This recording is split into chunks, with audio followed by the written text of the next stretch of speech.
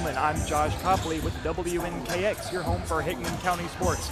And we are live here tonight at Harpeth Middle School as the Hickman County Bulldogs will do battle with the Harpeth Indians. Now you may have noticed that I said the middle school. That is correct. You did not mishear. We were informed yesterday that the Harpeth High School gym has sustained some damage, so they had to move the action over here to the middle school here tonight, but I'm sure we'll see some great basketball either way. Now, I will be flying solo here tonight. My broadcast colleague and good friend Cameron Peters is unable to make it.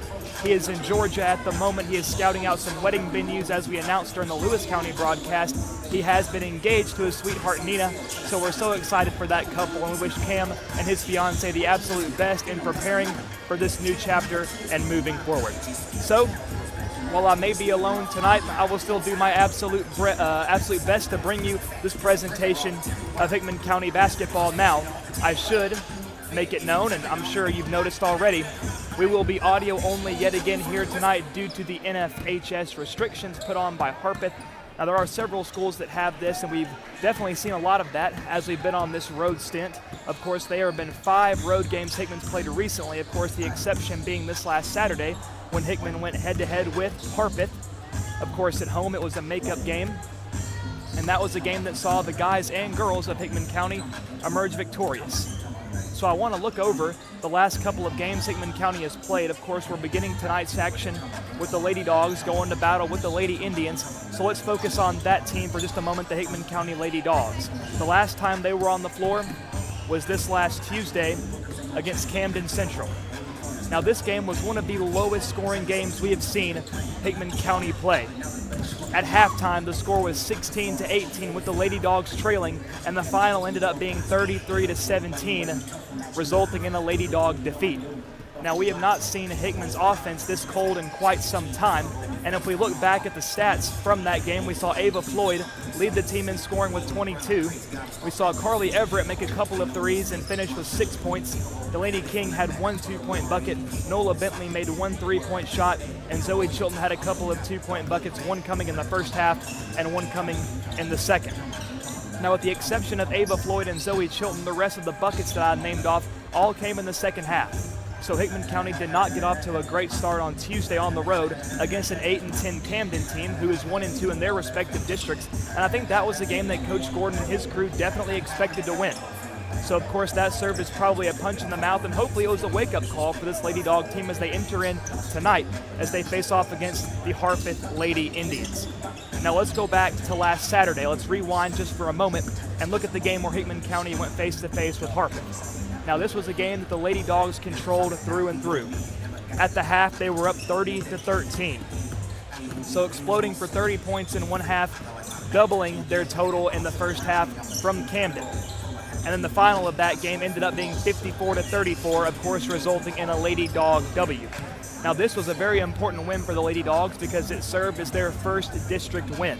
Of course, following the close defeats to Cheatham County and East Hickman, 2 games that I feel like Hickman thinks they should have won, because Hickman County, they have been on the receiving end of some tough losses, especially in tight games.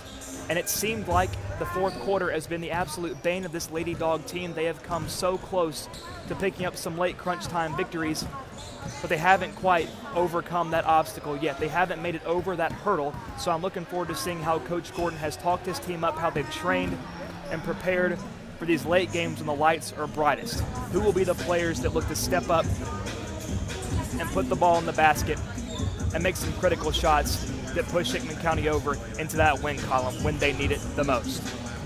So Hickman County enters in tonight 13-10, 1-2 in the district, and Harpeth enters in tonight 4-16, 0-3 in the district. So it hasn't even been a week since these two teams have played, so the confidence for the Hickman County Lady Dogs should be pretty high. This is a team that Hickman knows they can beat, but as we noticed with Camden, you cannot look at a record and think that's all there is to a team. You have to come out, play your best basketball for all 4 quarters if you look to pick up a W, especially in games like tonight. In district rivalry games where historically Harpeth has always given Hickman County a tough time, it seems like in any sports. I know back when I played baseball, Harpeth always seemed to be the team that no matter how many times we would beat them in the regular season, when it came time for postseason baseball, they would always get the better of us. So if you're Hickman County, you have to stay focused, locked in, and play all 4 quarters of basketball to the very best of your ability. Now, you are on the road, which means you will have to contend with a hostile crowd, but Hickman County certainly has the talent to do so. And of course, the talent on this young team, we have our 3 seniors, Delaney King, Chloe Warren, and Nola Bentley. And what I've loved seeing out of Nola Bentley these last few games, she seems to finally have found her rhythm from beyond the 3-point line. She has made several threes in the Harpeth game on Saturday. She made a couple of threes. She ended the night with 6 points, and she made a 3 last game against Camden. And we flash back to Lewis County. She made several threes there as well, 3 threes to be exact. So if Nola can stay hot from the 3-point line, this Hickman County team will be a tough team to stop. Of course, Chloe Warren also has looked a little bit more comfortable shooting from beyond the 3-point line, but we know Chloe is a very selfless player. She loves driving in, kicking it out, and giving her teammates opportunities to score. But if she decides to take matters in her own hands and drive it straight to the basket, she can certainly rack up some points in her own right, very similar to the sophomore Ava Floyd, who the last time these teams faced off at home in J.E. Cisco, she put up 26 points on the Lady Indians. So Ava is certainly looking to replicate that performance, if not do just a little bit better. And Delaney King, when Harpeth played us at J.E. Cisco, she finished 6 points on the day, a couple of free throws and a couple of 2-point buckets. And as the season has progressed, we have certainly seen a more aggressive side to Delaney King, especially in the paint. Now, if you pair Delaney King with Zoe Chilton together, 2 very physical, very athletic, very big players, Hickman County will be a force in the paint as well, not just from beyond the 3-point line. But we've also seen a couple of freshmen rack up the minutes. Number 5, Carly Everett, and number 10, Tinley Davis. On Saturday, in the last Lady Indian matchup, they each finished with 5 points apiece. They both got some solid minutes on the floor, and they even were the 2 selected by Coach Gordon to be interviewed with us, which they did a fantastic job for being freshmen. Of course, very well PR trained beyond their years, but as Coach Gordon said, they are very poised beyond their years on the basketball court. Carly Everett, of course, known for her fearless style of shooting. She definitely does not fear pulling the trigger from beyond the 3-point line. In the Camden game, she had a couple of 3-pointers late in the second half, but against Harpeth, she only had 1 3-pointer and a couple of free throws made, while Tinley Davis was playing a very different style of basketball. Tinley was operating at a much faster pace, not as much beyond the 3-point line. She would drive in, make some mid-range shots, and she finished with 5 points on Saturday with a couple of 2-point buckets and a free throw. And these 2 ladies bring such value to this team. While they may not have the experience of some of the others, they are certainly just as talented, and Coach Gordon must be thrilled to see how good his team will be in the coming years.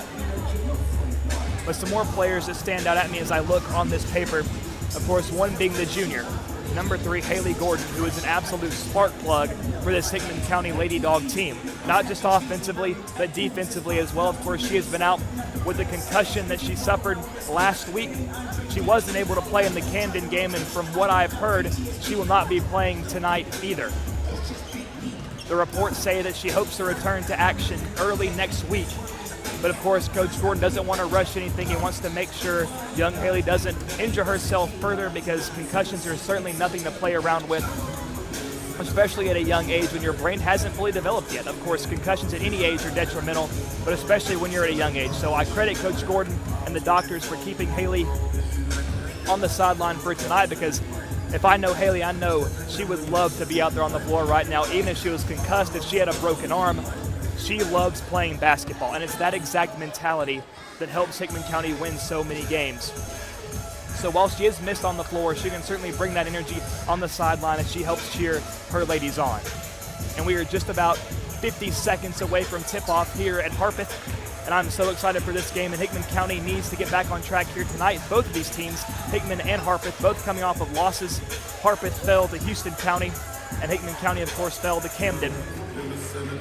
So who will be the team that takes momentum here tonight? Harpeth is still looking for their first district win, while Hickman County is looking to knot it up at 500 at 2-2 in the district. So district basketball on the way here in just a few moments. But before that, I would like to give a special thank you to our sponsors for the evening: Ascension St. Thomas, Meriwether Lewis Electric Company, Advocate Auto Body, Pizza Hut, Liberty Pharmacy, and the McDonald Funeral Home. Of course, these organizations have been such staples in the Hickman County community, and without them, this broadcast would not be possible. But this broadcast also isn't possible without you as well, ladies and gentlemen, watching at home on your phones, laptops, TVs. Of course, I know we're only on audio here tonight on YouTube, but we appreciate your support and listening ears anyway. Now, folks, a reminder, if you are on YouTube and aren't subscribed, we encourage you to do so. Click that little bell next to the subscribe button so you can be notified every time we go live with Hickman County Sports. And if you have some friends that also want to tune in, we encourage you to direct them to the channel so that they may subscribe, hit the bell, and they can be notified as well, so that way our channel can grow and that we can keep as many people up to speed and informed as possible. So as they play the national anthem, I'm going to step away for just a moment, tip off here in just a few moments.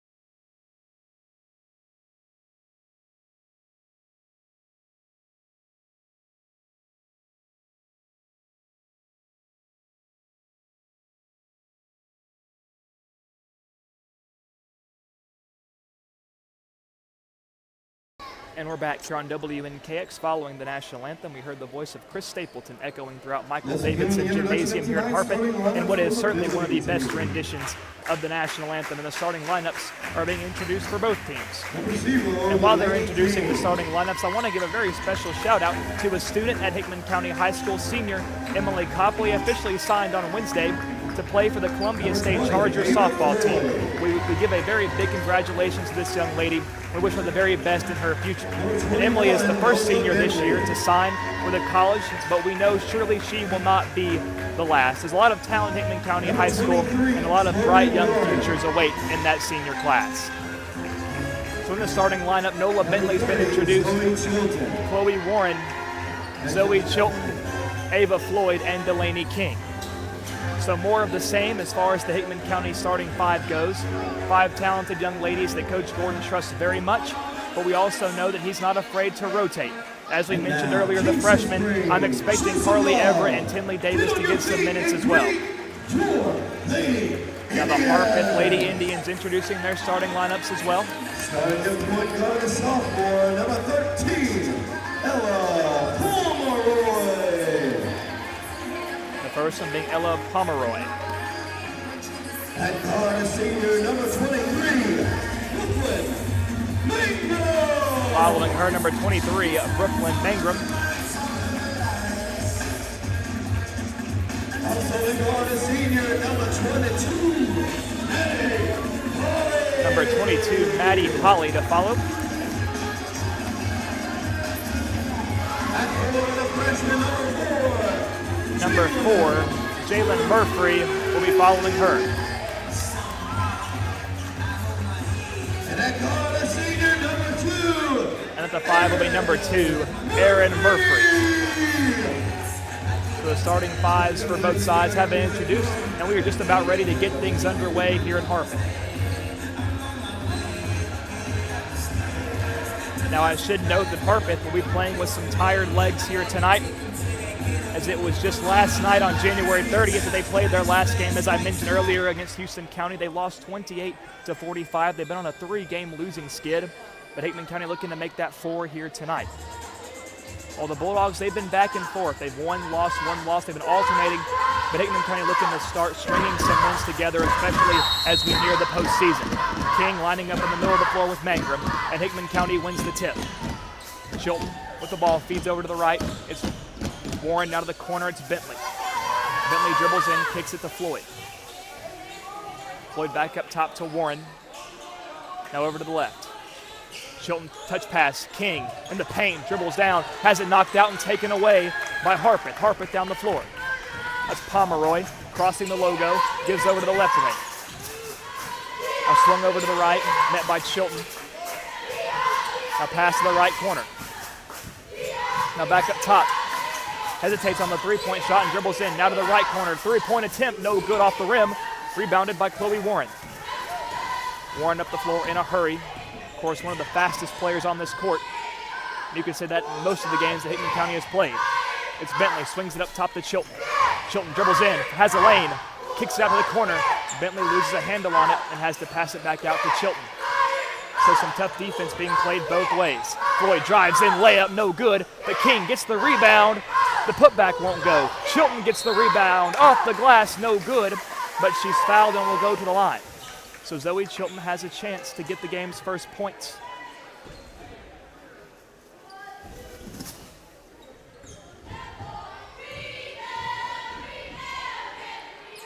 And Chilton's first free throw, nothing but net.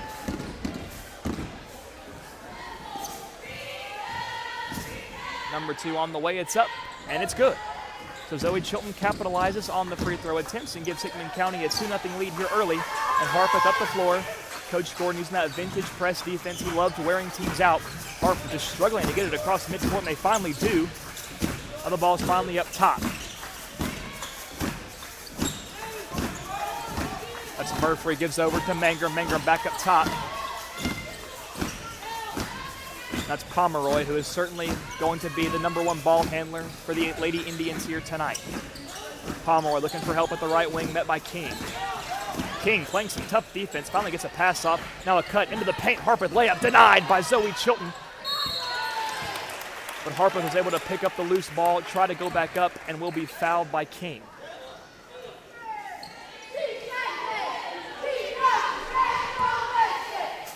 So Harpeth at the line, looking to knot things up here early, looking for their first points. The shot is up and doesn't get a favorable roll, and it falls out. It's number 22, Maddie Holly at the line for the Lady Indians. Free throw number 2 on the way. And it's up and good. So Harpeth still trails by 1, 2-1. The Lady Dogs up the floor. King quickly to Chilton. Chilton on the drive, down the right side of the floor. Takes it all the way, tries to go up, and it's knocked away by Harpeth, and it goes off the hands of Chilton. It'll be a turnover. Harpeth will take over. It's very rare we see Chilton go coast to coast like she did there, but a nice effort. You know, Coach Gordon will love the hustle. Floyd there to meet Pomeroy at the left, and she gives over to Mangrum up top, guarded by Bentley. Bentley shuffling her feet, keeping up with her man. Bounce pass underneath. It's a dribble back out, corner 3, well off the mark, no good. And it goes off the hands of Delaney King. So Harpeth maintains possession, but Hickman County not allowing any easy shots here for the Indians here early. Mangrum here to inbound. Now ball in the right corner, the shot is no good, too strong. Picked up by Ava Floyd. The shot was attempted by Holly, and Hickman County pushing it down the floor. Goes off the hands of Warren and picked up by Pomeroy. So Hickman a little overzealous there, trying to move it down the floor. Nice defense there by Harpeth. So Pomeroy gives over to Murphy. Murphy dribbles up top, feeds over. It's Mangrum. Mangrum to the left corner to Pomeroy, met by Floyd. Pomeroy goes across the way to the right corner. And dribble it back out. It's Holly. Holly gets back up top. to Pomeroy. So the point guard of the Lady Indians having to slow things down. The high left wing goes across the way to the corner. Corralled, met by King. She has to give it back over to Mangrum, and Mangrum back to Pomeroy. So a lot of ball movement here, but not a whole lot getting accomplished here by Harpeth. A lot of long distance passes. Now dribbling in is Jalen Murphy, has to kick it out to Mangrum. Mangrum to the corner, it's Holly. Holly gives over to Mangrum yet again, now back to Holly. And bounce pass on the cut, it's Pomeroy mid-range, well short, but she gets her own rebound but can't secure the putback. Chilton gets the rebound and is driving down the floor, crossing the logo in a hurry. Now slows it up, bounce pass. She anticipated Floyd would attempt the back cut. Little miscommunication there as the ball flies out of bounds to the baseline of the Harpeth cheerleaders, and the Lady Indians will take back over possession.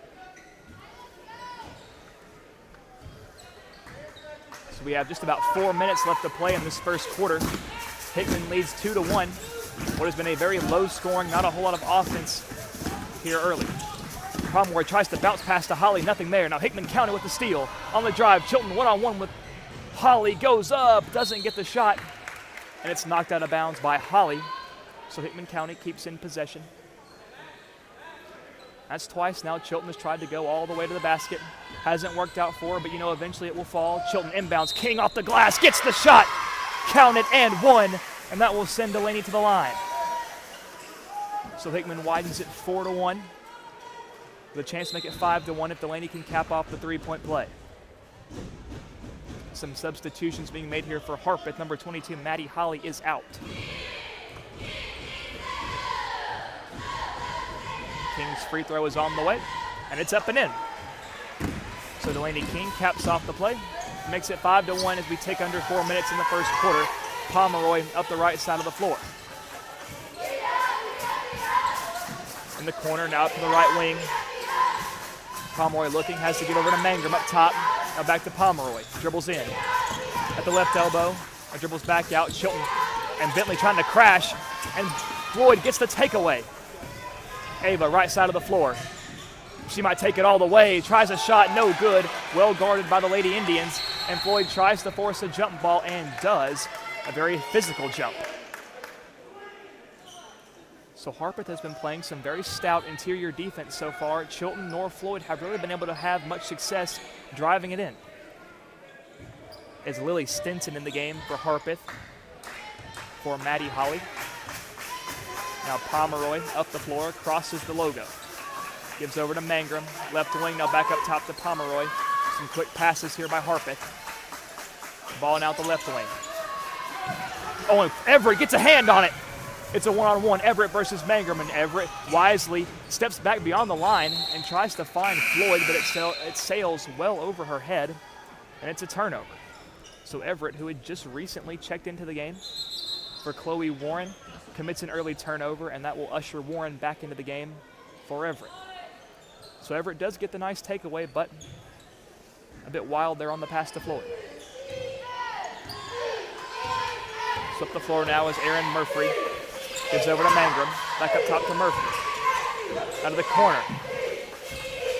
Chilton there playing some tough defense. Looking for help. She finally gives it back up top to Mangrum. That's number 35, Brooke Hamilton, in the game for Harpeth.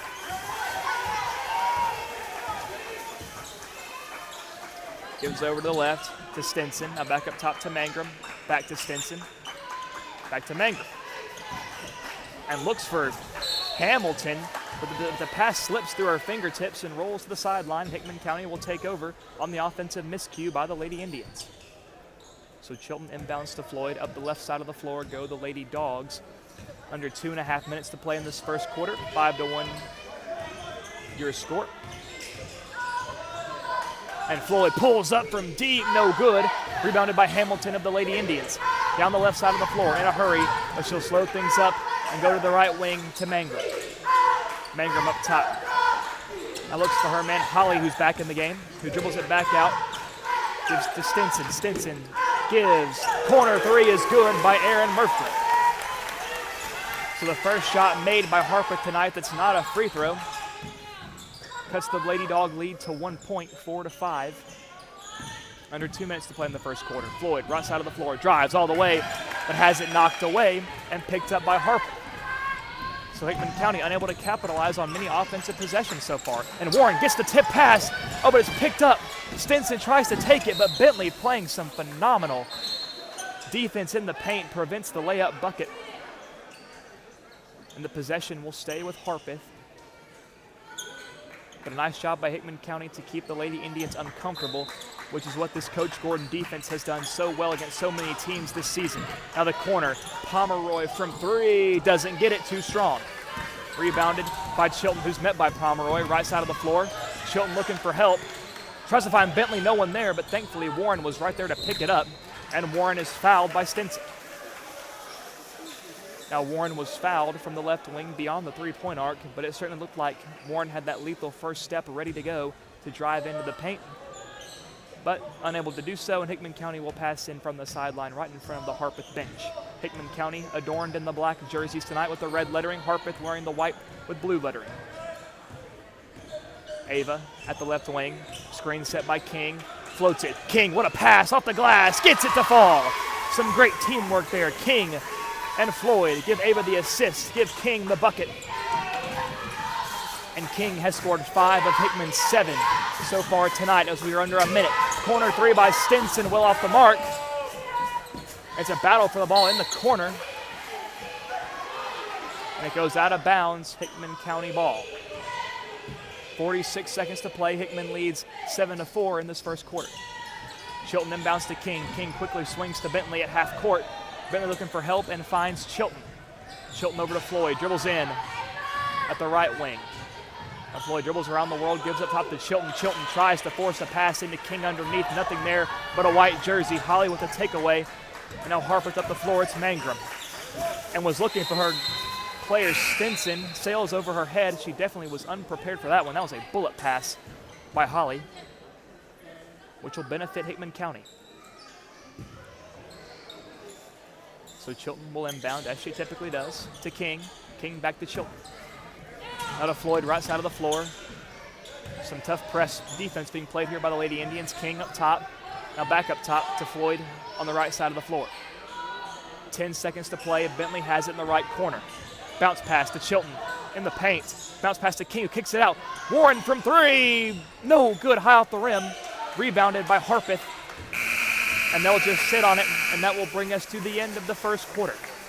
A first quarter that certainly was anything but action-packed. As we end it 7-4 with a Hickman County Lady Dog lead, with 8 minutes left to play in the half as we get ready for second quarter basketball. And while we have a break in the action, I want to give another thank you to our sponsors for tonight's broadcast: Ascension St. Thomas, MLEC, Advocate Auto Body, Pizza Hut, Liberty Pharmacy, and the McDonald Funeral Home. These organizations have been staples in Hickman County for some time now, and this broadcast would not be possible without them. So a very special thank you to them. And of course tonight, folks, as we've been doing for the last few games, we have been exclusively on YouTube. We've just found more success on that platform. So if you're someone that either has been used to watching Facebook, who's just now transitioning over to YouTube, we hope you find it enjoyable. But if you know someone who's exclusively watched on Facebook and doesn't know about YouTube, we encourage you to direct them to the WNKX YouTube channel, encourage them to subscribe, hit that bell, so they can be notified anytime WNKX goes live with a Hickman County sports presentation. So both teams back on the floor now as we're just about underway with second quarter ball, as Carly Everett will inbound to Ava Floyd, and thus we are underway. Floyd at the logo, met by Mangrum. Floats it to Chilton, the right elbow, hands off to Floyd. Floyd wants to drive, but has to step back out to the right corner. Looks for Chilton, has it tipped away, but Chilton corrals it, passes to Warren. Everett pump fakes the 3, now looks to dribble into the paint and gives out to Chilton. Quickly to Floyd. Floyd driving, takes it herself off the glass, no good. And it's rebounded by Harpeth. Down the floor in a hurry, Holly, right side, driving in. Chilton there to meet her, bounce pass underneath. And it's knocked out of bounds by Zoe. So it will stay with Harpeth, but crisis averted. A reminder, your score is still 7-4, Lady Dog lead. It's inbounded to Jalen Murphy, who gives up top to Aaron Murphy, who dribbles in, tries an underhanded layup, and she's fouled. They'll call a shooting foul, a bit of a wild shot attempt there, but the rules are the rules, and that will send Erin Murphy to the free throw line looking to cut into this 3-point deficit they face. They'll get Chloe Warren on the foul, her first of the game. And the first free throw is no good by Murphy. King and Chilton the closest to the basket here in the event of a miss. The second shot is up, and it's no good. Kicks off the rim and corralled by Carly Everett. So that ball is loose for quite some time. And Chilton receives the pass and goes up the left side. Now cuts back to the middle, goes all the way, tries to bounce pass it to King underneath, but taken away by Brooklyn Mangrum, who feeds over to Pomeroy, and Harpeth now once again on the offensive.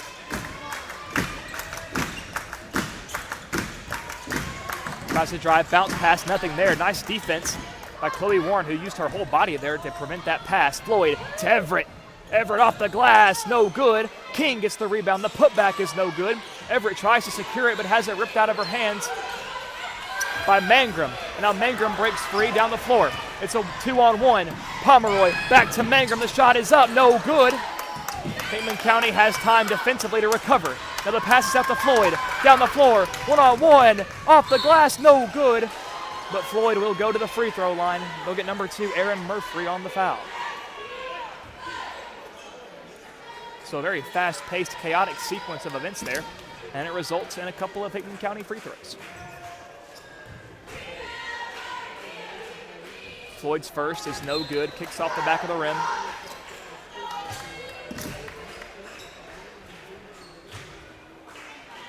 Zoe Chilton taking a bit of a reprieve on the floor. Nola Bentley back in the game for Hickman County. And Floyd's second free throw will fall, and that will be Ava's first point of the game.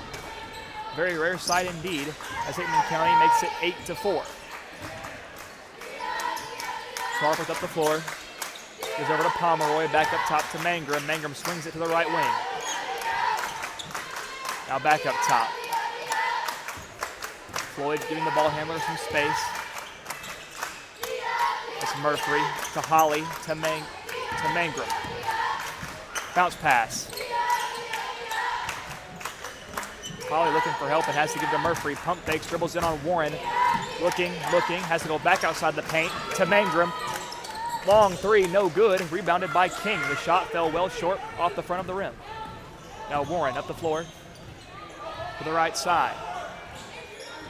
Warren dribbles in hard, gives it out. Everett from three. The American sniper buries her first three of the ball game. 11-4.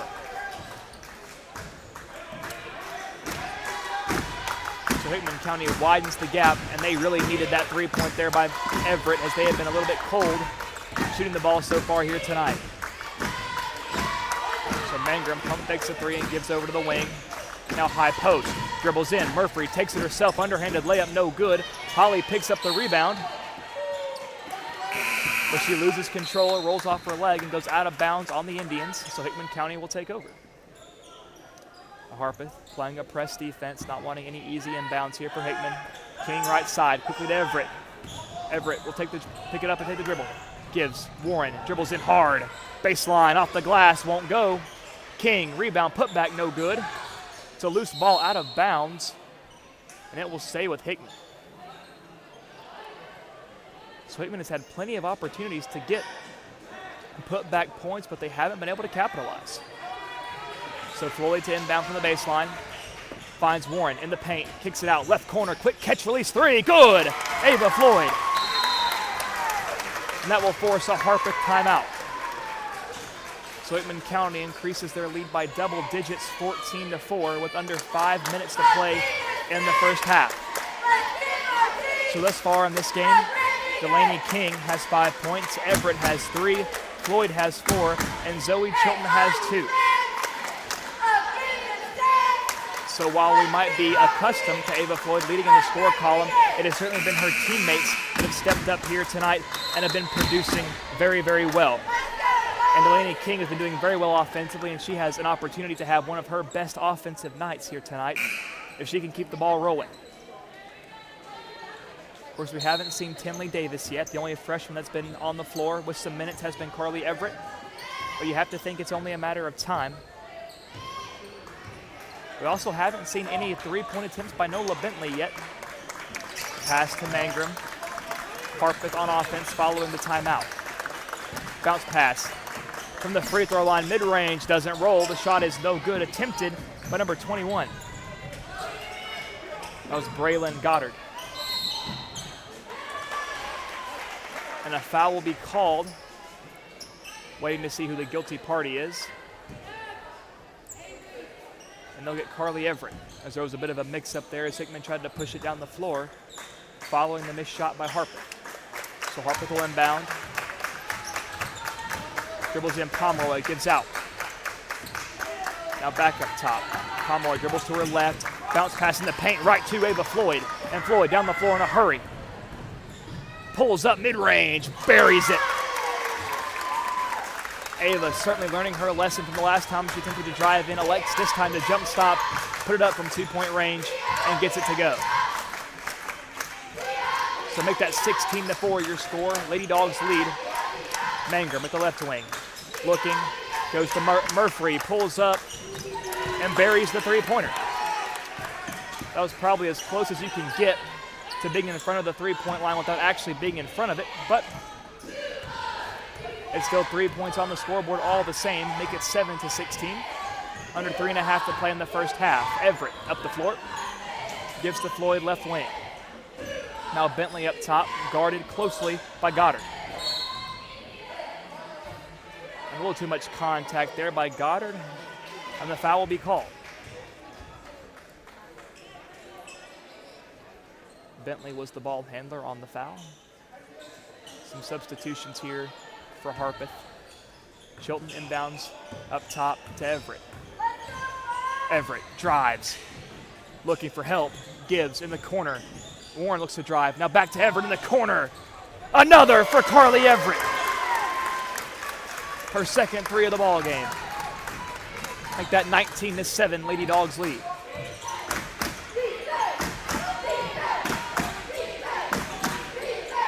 Mangrum over to Murphy. That was for Holly up top, now out to Mangrum. Now the corner, it's Pomeroy. Murphy, right elbow, met by Everett. Spin move, dribbles off the glass, won't go. Rebounded by Chilton. So once again, phenomenal defense by the Lady Dogs. Warren now, right wing. Up top to Bentley. Bentley dribbles up and gives to Everett. Everett pulls up from downtown. Gets it to go. Call Everett butter because she is on a roll right now with her third three of the first half. 22-7 Lady Dogs lead as the offensive onslaught continues. I don't know what Coach Gordon told them between quarters, but it is working. Mangrum, left wing, up top. It's Murphy. Murphy dribbles around. Floyd there to meet her. Now goes over back to the left wing to Mangrum. Now to Pomeroy. Everett creeps up to make her uncomfortable and goes back. Pomeroy to the corner. Holly off the hands. Chilton Holly doing battle, and a jump ball will be called. And that's the type of hustle we love to see from Chloe Warren, that senior leadership, leading by example. So the possession arrow will favor Harpeth as they will stay in possession. It's inbound into Pomeroy, under 2 minutes left to play in this first half.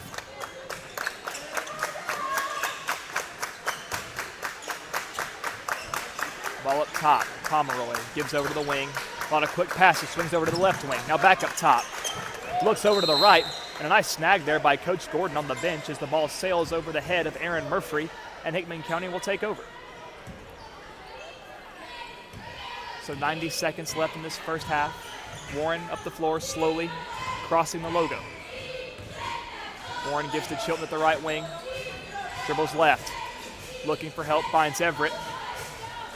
Everett drives, has it knocked away though by Pomeroy, and it's a turnover.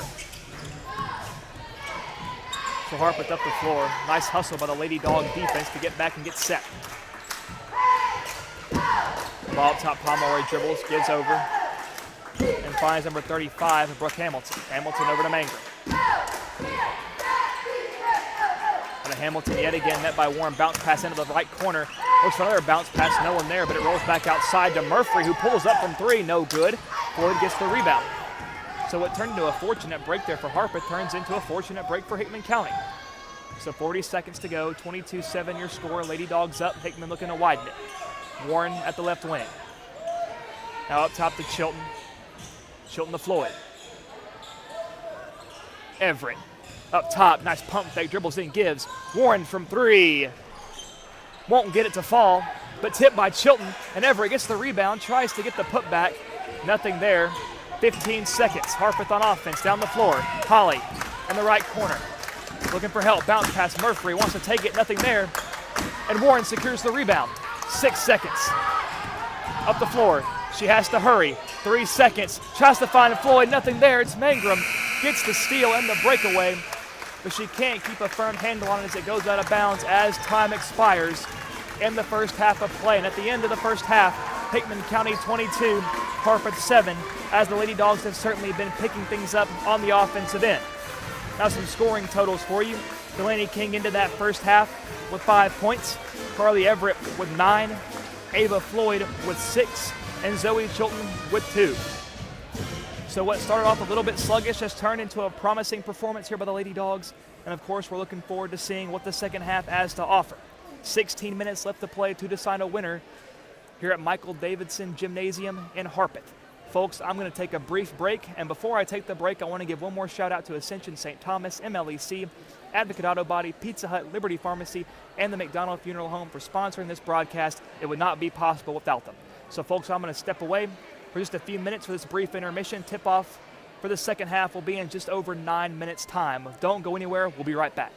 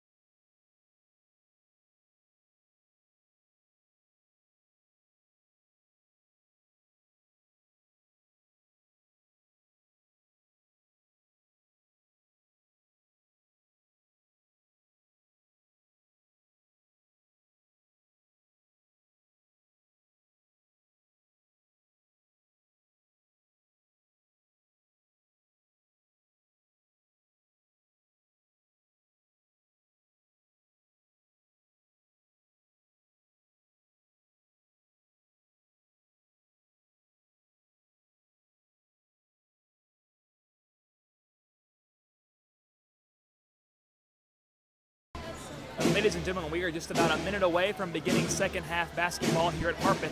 But before we do that, we are joined by a very special guest at this time. I mentioned earlier that Emily Copley signed to play with Columbia State softball on Wednesday. And we'll take a moment to talk to her right here on WNKX. Now, Emily, congratulations on signing this last Wednesday. Now, what does having the support of Hickman County, not only the school system, but the community mean to you?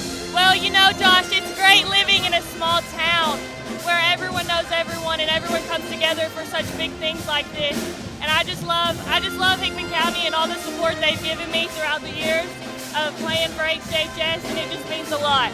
Now, Amy, of course, next week is Spirit Week, and you are the reigning Spirit Queen. So what does Spirit Week mean not only to you, but those at Hickman County School? Well, to me, you know, I just love watching basketball, especially in Hickman County. I think it brings a lot of us together. You know, the whole town comes out to watch our boys and girls play. So, and for the students, I mean, it gets the students riled up. You know, the rivalry game against East is always the best game to be at, especially at home. It's always a good game, and it gets the students involved, and all the students just really love it. Well, thank you for joining us, Amy. Emily is also the photographer here tonight doing some video work for Hickman County High School. And we are underway with second half action. Hickman County possesses the ball first. Warren drives in, goes up, no good. And it'll be Harpeth ball.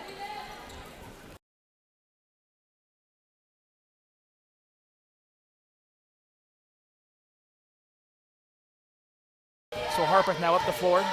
22-7 your score, 7:40 in the third quarter. The ball in the corner, bounce pass left wing, dribbles in, it's Pomeroy. Finds Holly off the glass, good, and she's fouled and will go to the line.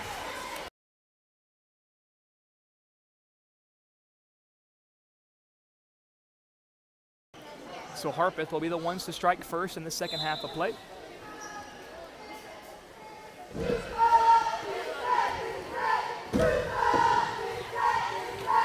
Holly at the line, the shot is up and no good. Rebounded by Bentley. So Harpeth unable to complete the three-point play. The Bentley up the floor across the logo. Floyd at the right wing. Dribbles hard. Dishes. Chilton along the baseline. Bounce pass to King. Tipped away, but a nice save by Delaney. Warren from three. No good. And Chilton gets the rebound. And a foul is called. And it will be on Harpeth. Looked like a game of Twister under the basket as players were trying to go in for rebounds.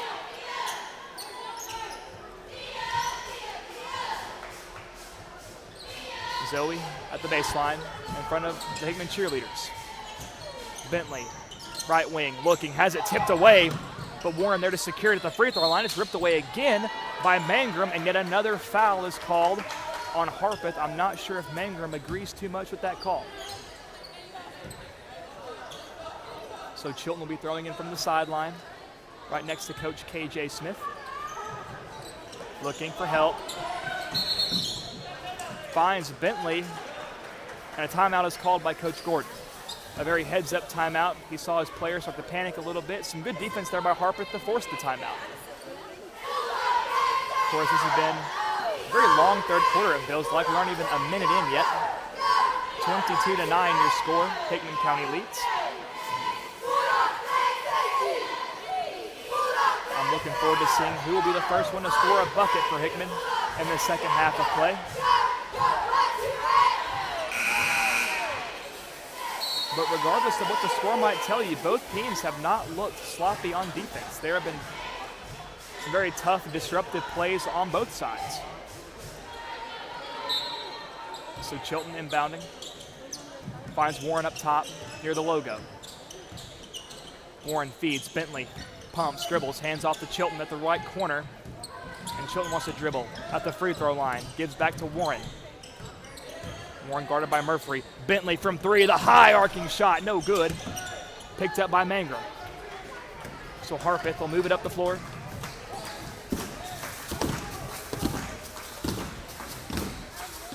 Mangrum back up top to Pomeroy. Bounce pass, no one there except the black jersey. Ava gives Chilton one-on-one.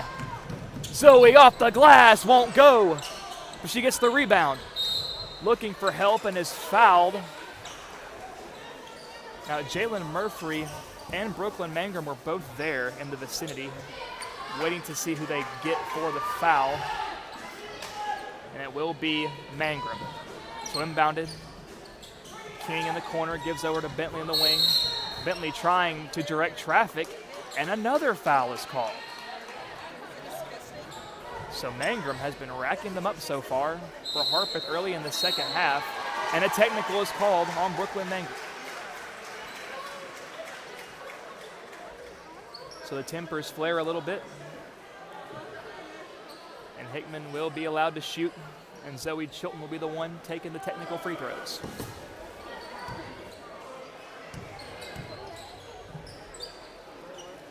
And Chilton swishes the first one. So all three of Chilton's points tonight have come from the free throw stripe. And number 2 rattles in. So she's gone 2 for 2 both times. So following the technical, Hickman gets a couple of points, and they still maintain possession of the ball. Chilton inbounds to Warren and keeps it on her side of the floor. Now Chilton left wing. Bentley, corner 3. No good. Warren gets the rebound. Fighting a whole bunch of Harpeth players, and she'll be taken to the floor and fouled. It will not be on the floor. It will be a shooting foul. So Chloe Warren gets a chance to shoot a couple. Now Chloe has not scored yet tonight, but has a chance to break the goose egg here.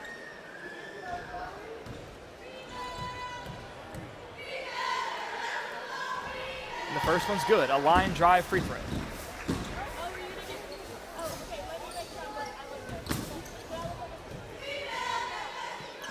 Number 2 off the rim, no good. Rebounded by Harpeth. Now Holly down the floor, right side, pulls up and gives up top to Pomeroy. Pomeroy crossover on Bentley, but Bentley guards it well. Left wing. Jalen Murphy pulls up from 3, well short. And it's saved by Harpeth, an impressive play to keep that alive. And a jump ball is forced by Chloe. The possession arrow will favor Harpeth. 25-9 your score. Hickman County leads. Just under 6 minutes to play in the third quarter. Pomeroy in the corner, met by Bentley. Pass, high post, dribbles in. Goes up, no good, but she's fouled. So that will send Avery Mangrum to the line. Feels like we have seen an abundance of free throws in this game so far, especially in this second half.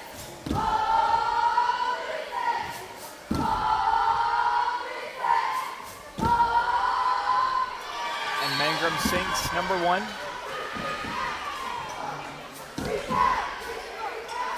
Harpeth will break double digits. So Bentley and Warren subbing out Davis and Everett in, the 2 freshmen. And Mangrum's second, no good, rebounded by Zoe Chilton. Now to Everett, right side of the floor. Pass, Davis driving across the way. Floyd pulls up corner, no good. And Chilton flies in, tries to get the rebound. Unable to do so as it goes off her hands. Harpeth ball. Harpeth pressing the envelope down the floor. Aaron Murphy out of the corner. The shot is up, no good. Wouldn't have mattered anyway as a walk is called.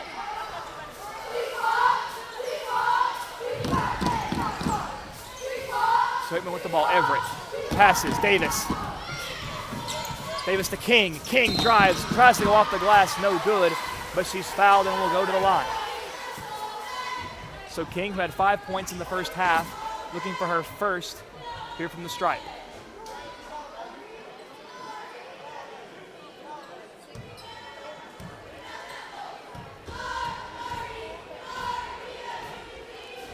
And King can't get the first one. It rattles around and falls out. Some substitutions here. Maddie Holly subbing out. Number 10, Lily Stinson checking in for Harpeth.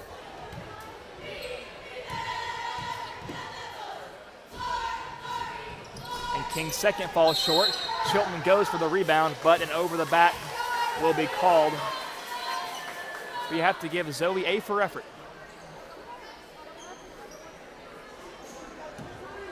So Pomeroy will bring it up the floor, left side. They'll let it roll to preserve some clock. Floyd there to greet her. Passes, finds Jalen Murphy, baseline, nowhere to go with it. Kicks it back out to Pomeroy, bounce pass. The shot is no good, wildly there by Aaron Murphy. Now Hickman down the floor after the rebound. Everett stops, pulls up, no good. And it flies into the crowd, Harpeth ball. So a good look there from Everett. She was feeling it in the first half as she made 3 3-pointers. I suppose she was bound to miss eventually. Under 5 minutes left to play in the third quarter. Hickman 25, Harpeth 10. Pomeroy at the right wing met by Davis, tries to pass it, nothing there. But it will fall into the hands of a Harpeth player. Aaron Murphy tries to go up, no good. And that will be 2 shots.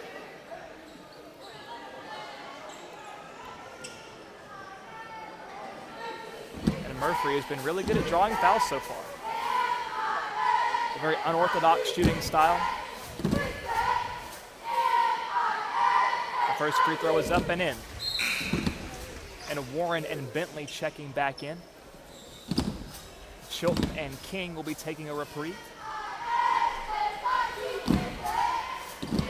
So Coach Gordon looking to pick up the speed a little bit. And free throw number 2 goes for Murphy. So 12-25, Harpeth trails. Everett right side of the floor, finds Warren. Warren dribbles in, Bentley hands off to Floyd.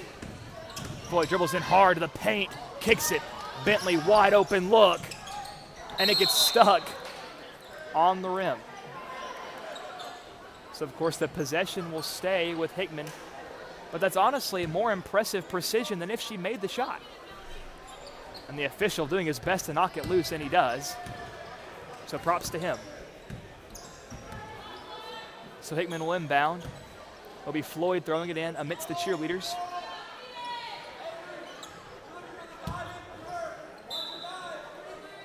Floyd finds Warren left corner. Out of Davis, right wing. Floyd, quick, catch and shoot. No good, off the rim. And the ball's loose. It's a scramble for the ball. Holly tries to get out of it, and a heads-up timeout called by the coach of Harpeth.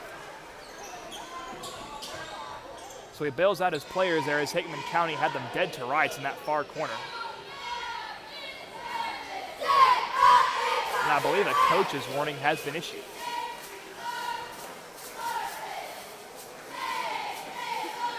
So as they talk things over here, I'll go ahead and once again give our sponsors a very special shout out: Ascension St. Thomas, MLEC, Advocate Auto Body, Pizza Hut, Liberty Pharmacy, and the McDonald Funeral Home.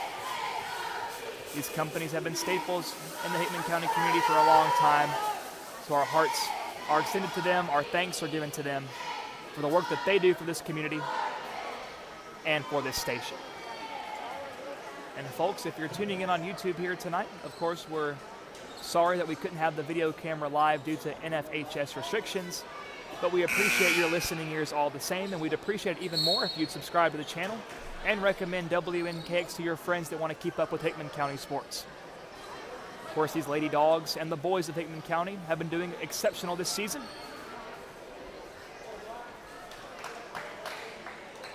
The timeout has concluded. Harpeth will inbound. And as she has been doing all game, it'll be Pomeroy bringing it up the floor for the Lady Indians. Pomeroy met by Floyd, tries to cross her over, dribbles in, kicks it left wing.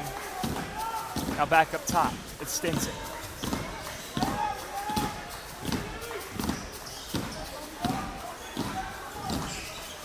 Trying to drive in as Pomeroy has to dribble it back out, goes around the world, now hands it off to Murphy.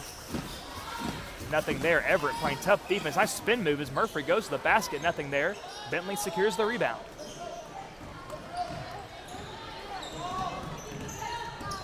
Everett drives, gives Bentley.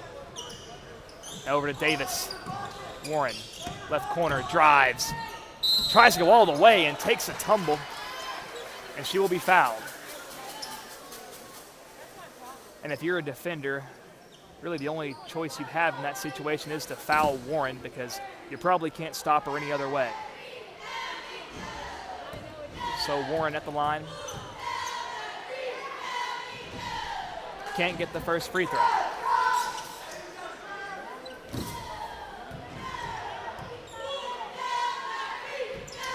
And the second one falls. So Chloe Warren, her second point of the game. Of course, both on free throws. Under 3.5 to play in the third quarter. 26-12, your score. Hickman leads. Harpeth, ball in the right corner, goes across the way, now up top.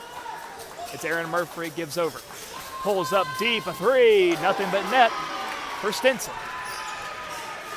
So a big shot there by Harpeth. Hickman County looks to answer back. Warren right side of the floor. Warren up top. Bounce pass to Floyd, right wing. And Floyd tries to drive. Loses her footing there, no foul called, and Harpeth picks up the loose ball. And Murphy tries to go behind the back, loses a handle of it a little bit, but does regain it. Now another three-point attempt and another splash for Harpeth. So Harpeth trying to close the gap on the back of the three-pointer. They make it 18-26. They are within single digits for the first time in a while. Bentley left wing, goes up top to Everett. Davis right wing, now to Floyd. Floyd just lowers her shoulder and drives. Has the hand out to Davis. Corner three, no good, all well off the mark. Picked up by Harpeth, and Everett almost forces a turnover. And Pomeroy with a deep coast-to-coast pass to Aaron Murphy. So with about 2 minutes left in this third quarter, Harpeth has been closing the gap, and they've been getting some crucial defensive stops. So Pomeroy has it in the corner, guarded by Floyd. Spin move on the baseline, tries to drive, nothing there, goes to the corner. Stinson, high three, well short, picked up by Floyd. Goes to Davis, in the paint, jump stop, gets it to fall. Tinley Davis strikes first. Or should I say strikes for her first time of the game. 28-18. So Murphy spin move on Warren. Mid-range won't go. Warren gets the rebound, but my goodness. Her and Stinson went to war for the jump ball, and it's called. The possession arrow points the way of Harpeth, and King and Chilton are coming back in for Davis and Floyd.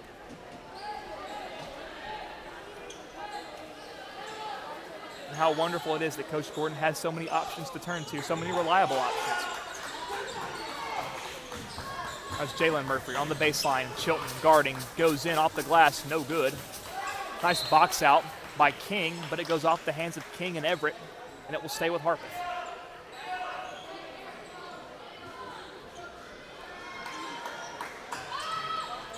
Pomeroy out of the corner. Another three attempted. This one won't go. Rebounded by Jalen Murphy. Wants to put it back, and it goes. That shot had some elevation to it, and it falls in. So 20-28, under a minute to play. Hickman leads. Bentley looking for help and finds Chilton crossing the logo. Warren in the right corner. Dribbles, baseline. Looking for help. Bounce pass. Chilton from three. No good. The ball takes an awkward bounce off the rim, and King can't secure the rebound. Harpeth back in control. 30 seconds left in the third. Jalen Murphy, left wing.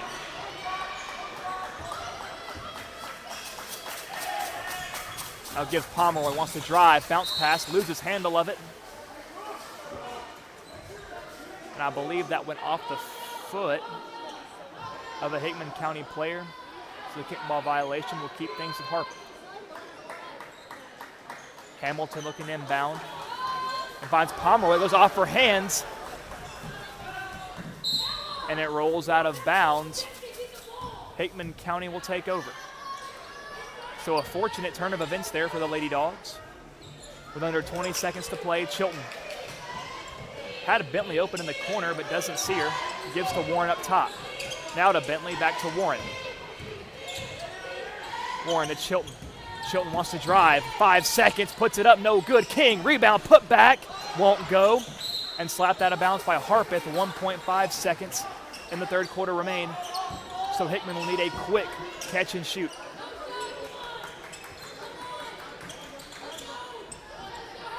Bounce pass, King puts it up off the glass, no good.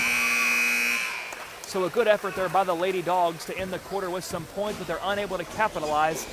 And don't look now, but Harpeth has slowly been closing the gap, 28 to 20 your score. And mind you, that quarter began with Hickman County leading 22 to 7. So a 13 to 6 run that quarter for Harpeth. But still 8 minutes left to play. We know Hickman County, it seems like every game they're always due for a bit of a lull in one of the quarters. Hopefully that was the only one we see tonight.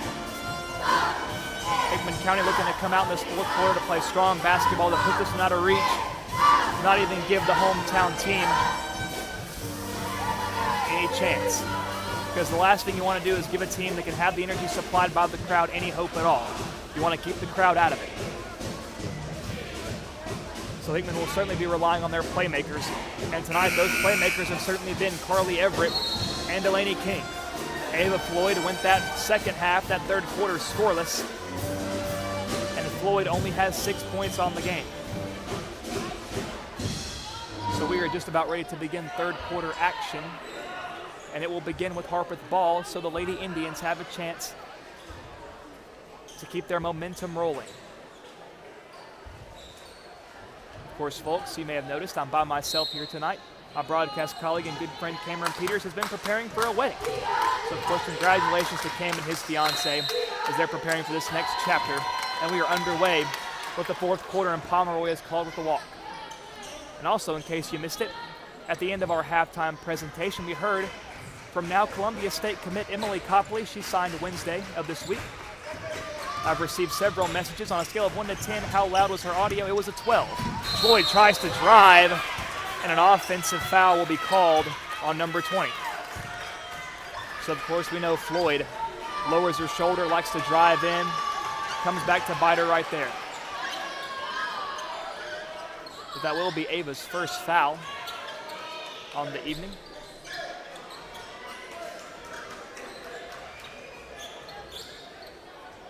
The referee ensuring the floor is dry. Mangrum is back into the game after that stretch of fouls that she had. Of course, she's been a playmaker for this Harpeth team. Her presence is usually missed, but Harpeth has been doing pretty well. Pomeroy, right wing, pulls up from three, won't go. Rebounded by Chilton. Looking for help and now starts dribbling. Nice move by Chilton. Wefting and weaving to Warren. Warren drives off the glass, it goes. Kobe Warren, her fourth point on the game. And when she has a lane, you better just get out of the way. Mangrum out to Pomeroy. Pomeroy dribbles in, drives, bounce pass, nothing there. And Everett was the one being disruptive, and the refs will say it goes out on Harpeth. So a nice defensive play there by Everett to give Hickman County the possession. 30 to 20 your score. We were a minute into the fourth quarter. Hickman leads by 10. Floyd looks to drive, gives to Chilton.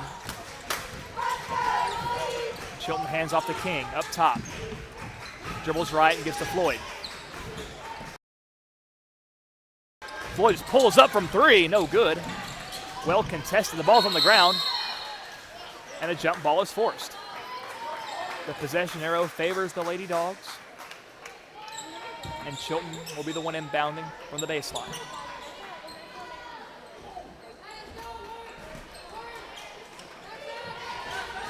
Bounce pass to King, nice move, puts it up, no good.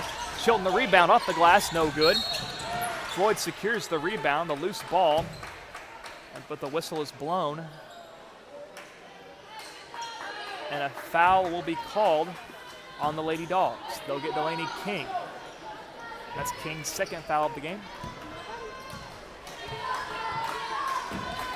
Pomeroy, right side of the floor.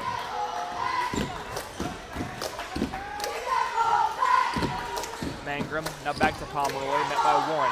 Goes across the way, the corner. It's Aaron Murphy, puts it up mid-range, well short. I think a Hickman County player got a hand on it. Now Floyd, nice pass, Chilton lays it up and in. Give Floyd the assist, give Chilton the 2. 32 to 20 your score. Hickman leads by 12 with 6 minutes to play. Pomeroy, right wing, goes across the way to to Aaron Murphy. Pulls up from 3, won't go. And Warren gets the rebound, is being swarmed by a couple of Harpeth players, but gets it out to Floyd. Floyd just chucks it on the money. And Chilton tries to go up, but she's fouled by Holly. A Tom Brady-esque pass there by Ava Floyd. And nice toughness there by Chilton to attempt the shot even with the defender bearing down on her. And Chilton gets the first. Carly Everett subbing out, senior Nola Bentley subbing in.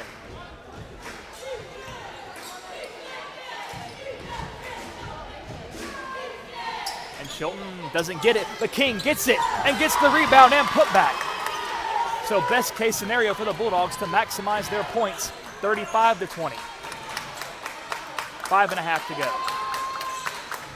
Bounce pass, Aaron Murphy wants to dribble and drive, jump stop mid-range, no good. Picked up by Warren, now to Floyd, down the floor. Gives to King, King dribbles, looking, Warren from 3, short, and it hits the baseline out of bounds. Of course, we know Chloe definitely has been a more aggressive shot taker these last few games from beyond the three-point line. You can't make them if you don't shoot them. So Mangrum up top gives over to number 11. That's Avery Mangrum. That's some nice defense there by Nola Bentley to knock it out of bounds, to intervene on the Mangrum to Mangrum pass attempt. That's Pomeroy up top, dribbles up, now gives back to Brooklyn Mangrum. Goes across the way coast to coast to Murphy, who dribbles in, wants to go, swatted by Floyd. And while it will go out of bounds on the Dogs, the shot will not have a chance. Harpeth inbound, finds Aaron Murphy, who goes off the glass, no good. Once again, she just sort of leaps into fouls. And the shot was not good, but she will have a chance to go up to the free throw line.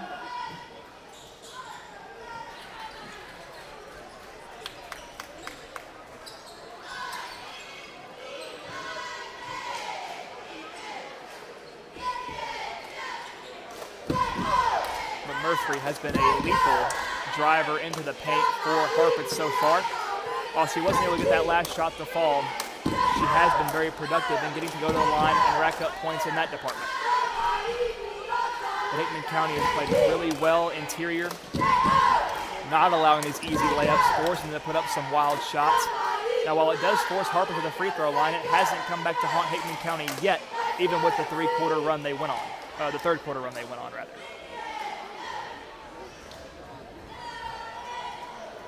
So we have a bit of a break in the action following the timeout. Of course, we are about 45 minutes to an hour down the road here at Harpeth in Cheatham County.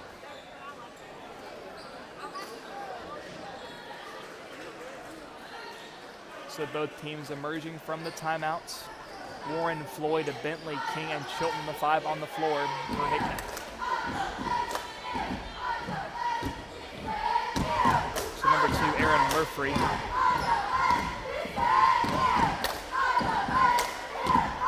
Gets the first to fall, and she has been a machine from the free throw line. Borderline automatic. Now, of course, me and Cameron have found out the announcer's jinx does not work on the opponent, unfortunately, as she makes number 2.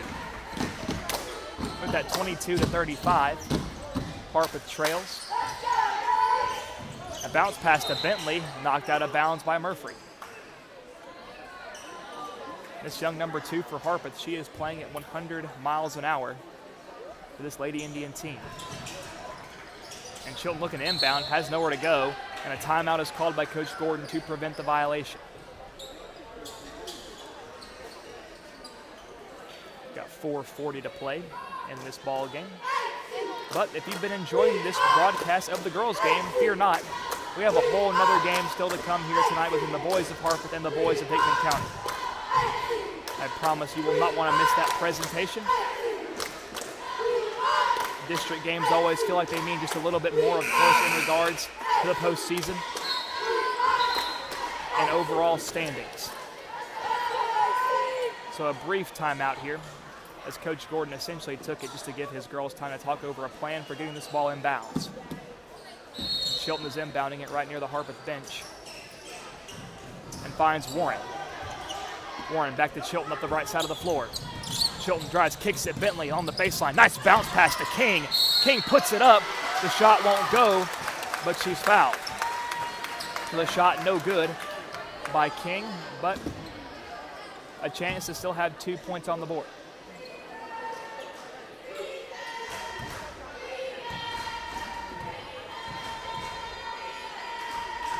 And King gets it to go, nothing but net. Her third point of the second half.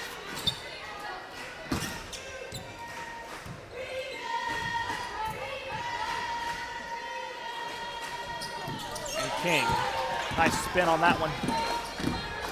Goes 2 for 2. 37-22 your score. Hickman leads. Pomeroy up the floor. Well guarded by Floyd. Hands over to Mangrum. Mangrum to the corner.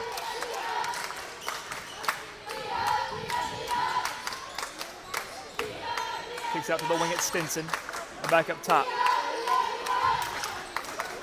Murphy gets to Pomeroy at the right wing.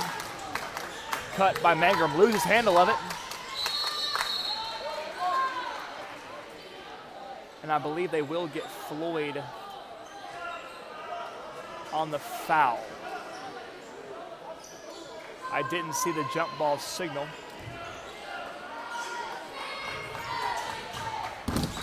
Maybe it was called a jump ball.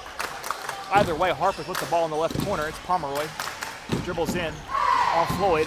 Bounce pass. Finds Stinson. Goes over to the other Mangrum.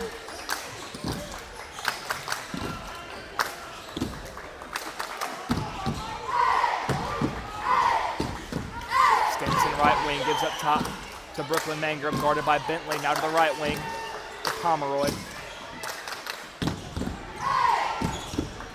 Pomeroy spin move on Floyd. Not a whole lot going for Harpeth, and that will force the head coach of the Lady Indians to call a timeout. Now, what Hickman County did exceptionally well there, on top of not allowing them to score, Harpeth burned a considerable amount of clock trying to put together an offensive possession. We have 3:26 left in the game, 37-22 your score. We are live on WNKX. And we will be back with you next Tuesday, February 4th. We will be back home in J.E. Cisco after this brutal road stint Hickman County has been on. Of course, that Tuesday will be senior night as Hickman County looks to go 2-0 on the regular season against Lewis County. And then we'll be preparing for Friday night's game against East Hickman at home. So Harpeth inbound, just taken away. Warren down the floor. Mangrum there to stop her. Nice step. Doesn't get the shot to go. Picked up by Murphy. And it goes out of bounds. No, they'll call a foul on Hickman County. And they'll get Nola Bentley. So it looked like to be a pretty decent defensive play. All for naught. So Aaron Murphy will be the one bringing it up the floor for the Lady Indians. Chilton at midcourt to meet her. Floats it over the head of Chilton to Brooklyn Mangrum. Back to Murphy. Goes back over to Mangrum.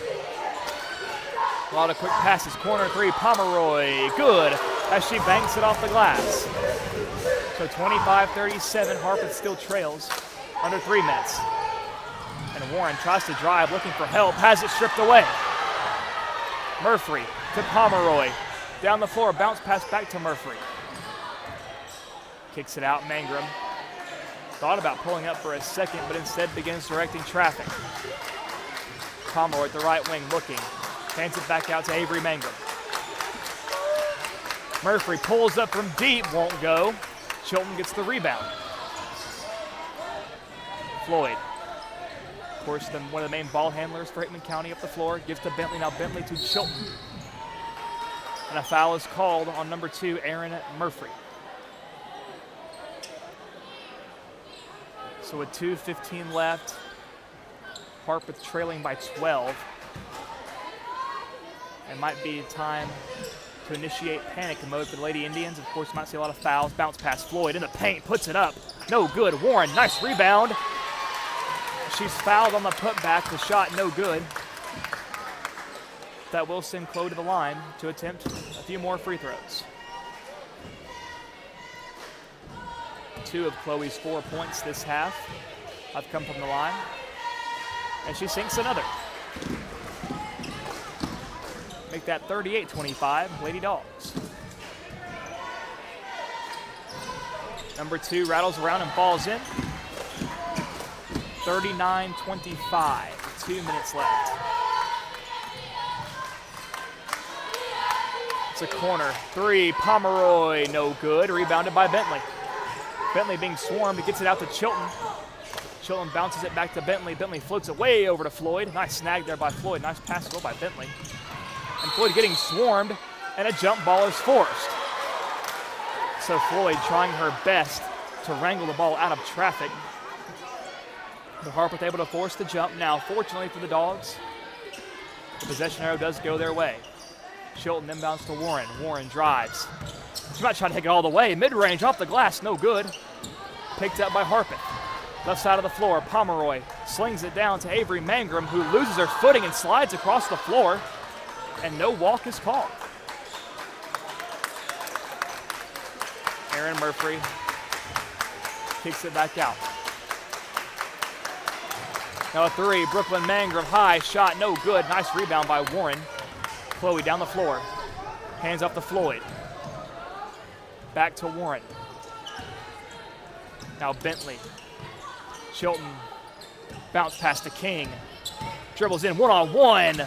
Off the glass, no good, rebounded by Holly. Now a minute left to play.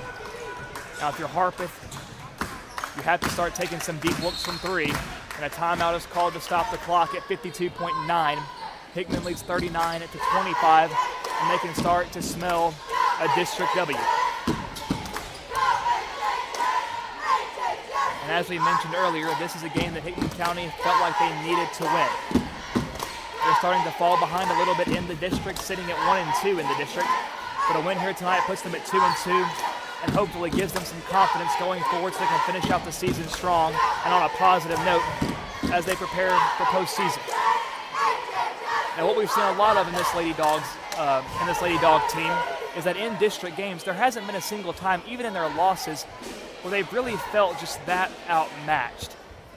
There have been so many games that have come down to the absolute wire. The East game comes to mind. It feels like it could have gone either way, but of course a few late game miscues by the Bulldogs led to the defeat, and the same could be said for the defeat against Cheatham County.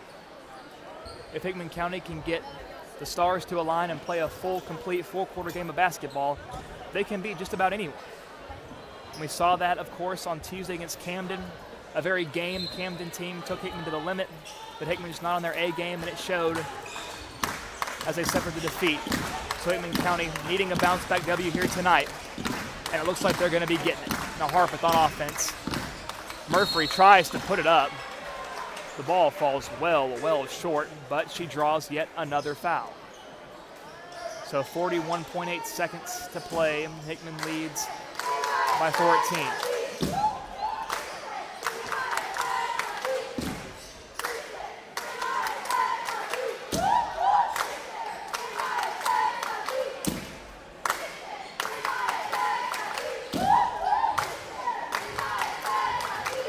Murphy at the line.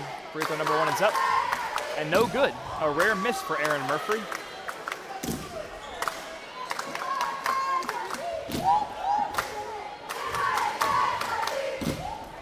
Number 2 on the way. It's up and it's in. 26-39. Hickman inbounds. Warren up the floor. Gets it off to Chilton, right side. Chilton is dribbling around, still at the wing. Looking for help. And a foul is called on Harpeth. So perhaps a little fortunate a walk wasn't called right there before the foul. But of course Hickman County will take it. And that will send Chilton to the line with 27.4 seconds left to play as she looks to salt this one away. And a little break in the action here. The referee's talking things over. Now the free throws will be attempted. And Chilton gets number 1. That is Zoe's 6th point of the half. Her 8th point on the game. Make that 9 points on the day for Zoe Chilton as she gets the second free throw to fall. 41-26, under 30 seconds to play. Harpeth up the floor. Pomeroy right side. Back to Mangrum. Mangrum back to Pomeroy. A lot of passes here. Corner 3, I think that's Hamilton, no good. Stinson gets the rebound, puts it up. And a high bounce, it falls in.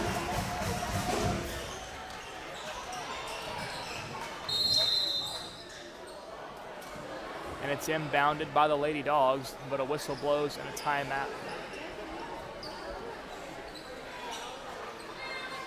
So with 2.5 seconds, the stoppage really seems to be just prolonging the inevitable. But, of course, as competitors, you never stop giving it your absolute fullest until the horn sounds and the clock hits 0. Now, folks, I want to remind you that I will give you a brief rundown of what happened in this game here tonight.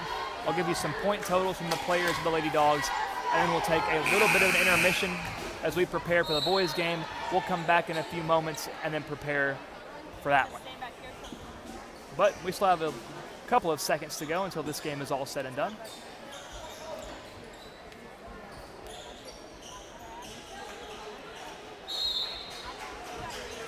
So Hickman inbound, and Zoe just lets it fly down the floor. Secured by Warren, who sits on it, and that will bring us to the end of the game. So your final here in Harpeth, Hickman County 41, Harpeth 28. And Hickman County will improve to 14-10 on the year, 2-2 in the district, in what was a must-win ball game for the Lady Dogs. Now Coach Gordon and his crew will be preparing for Tuesday, where we finally return home against Lewis County.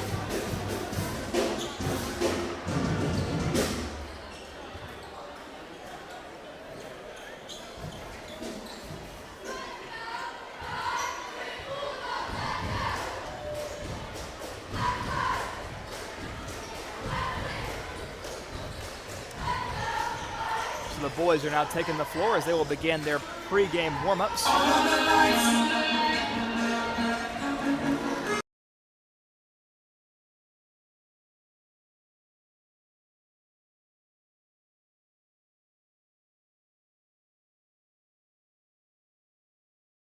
folks, before our intermission, I want to give you a brief rundown of the final totals from that game. Of course, your final 41-28, Hickman County is victorious. Delaney King finished with 9 points. Carly Everett finished with 9. Kinley Davis with 2. Ava Floyd with 6. Chloe Warren with 6. And Zoe Chilton with 9. So a very balanced and consistent offensive attack for the Lady Dogs here tonight, which should give them some good momentum heading into Tuesday.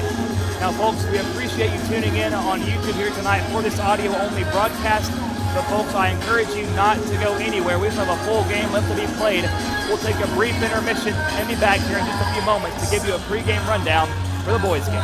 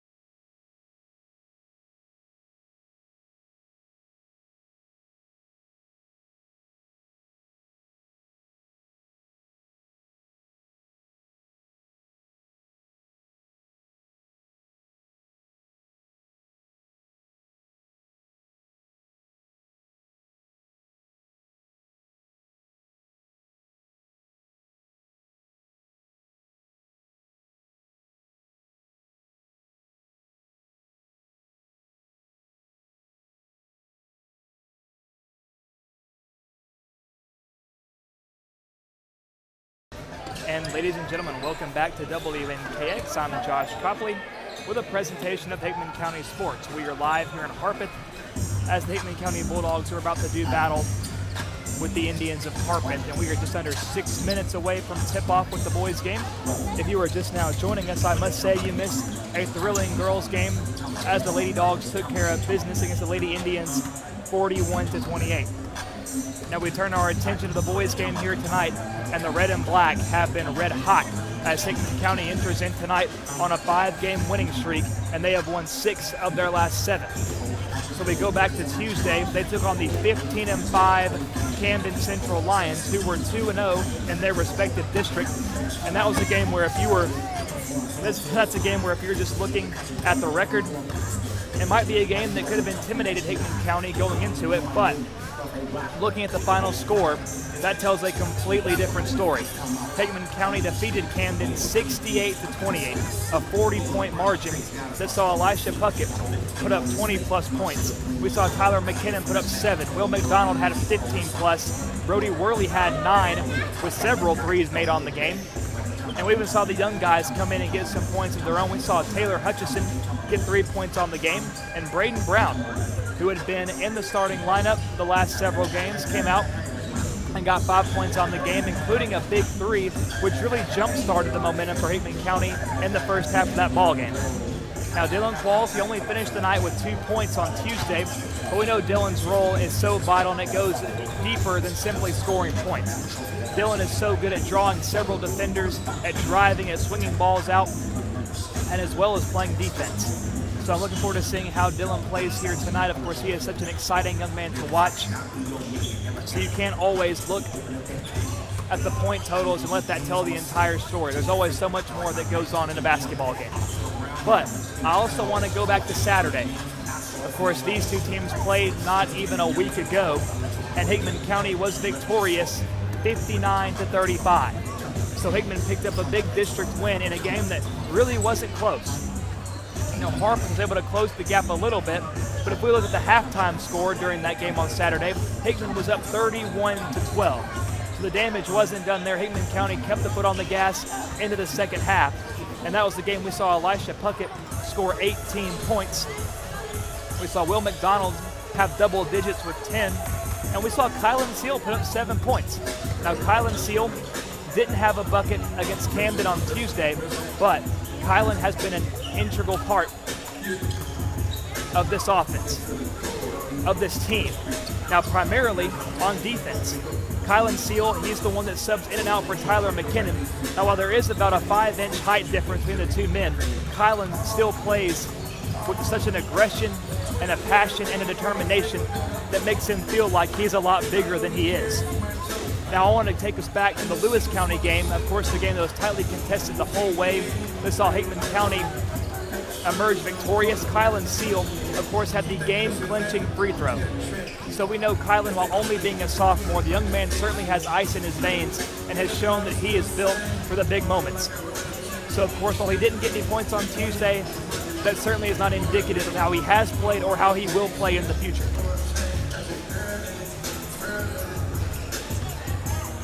And we know Hickman County has been a very, very good team at home, but they've also proven to be a very good road team as well.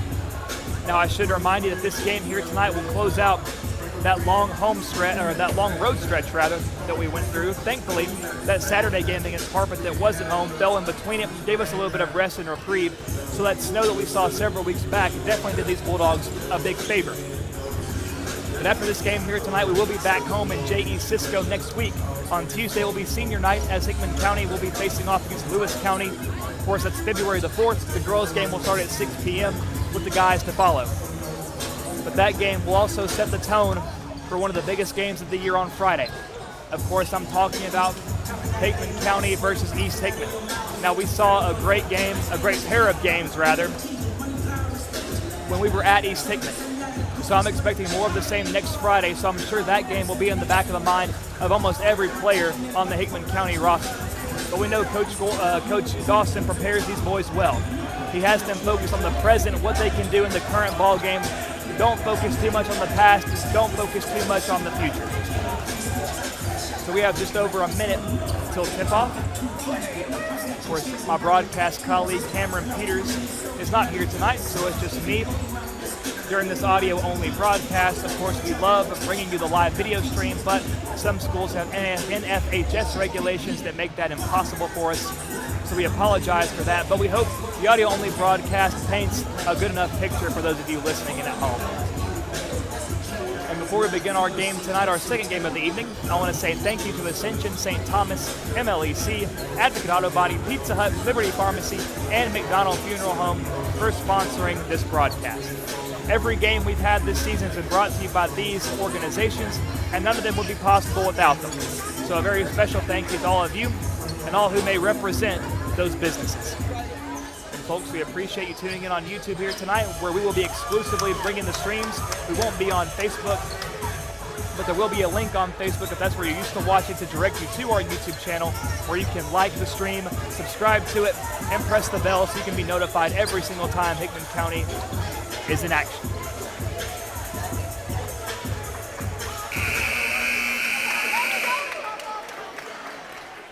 So the clock has hit 0 on the scoreboard, and that means we're just about ready to begin with our second game of the evening. Between Hickman County and the Harpeth Indians. And the starting lineups will be introduced for both teams. The NCAA rules. These rules provide for fair competition among players. By observing the rules of fair play, spectators can also help promote good sportsmanship. Each is requested to take personal responsibility for keeping this game at a high level of sportsmanship. Let's begin with the introduction of tonight's starting lineups from the visiting team. Hickman County enters into this game tonight 14-7, 3-0 in the district. Number 2, Braden Brown. Harpeth 2-1 in the district. So Braden Brown, the first man introduced for the Hickman County starting 5. Number 12, followed by, of course, you know him, you love him, number 12, the 1,000-point scorer, Elisha Puckett. Number 1, Dylan Qualls. And Dylan Qualls will also be joining him as the third man in the starting 5. Number 4, Will McDonald.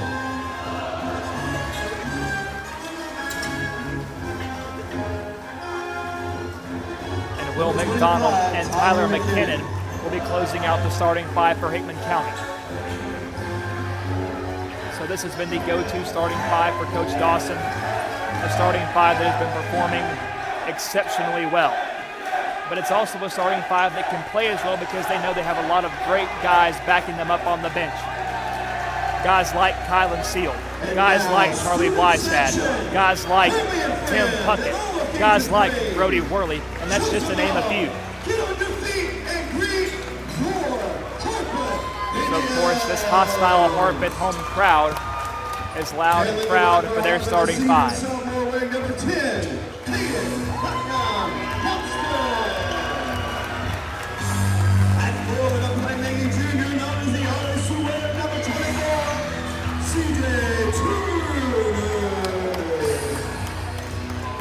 At center, this senior will protect his house. Number 13, Luke Summers. At power forward, West Gritty Seniors basketball number 22, Caden Duke. Starting 5 for Harpeth will be Caden Johnston, Luke Summers, Caden Duke, Jordan Johnston, and CJ Turner. So a very similar starting 5 that we saw Harpeth present on Saturday of last week. It will be Dylan Qualls and Caden Duke at midcourt. We'll be doing battle for the jump ball.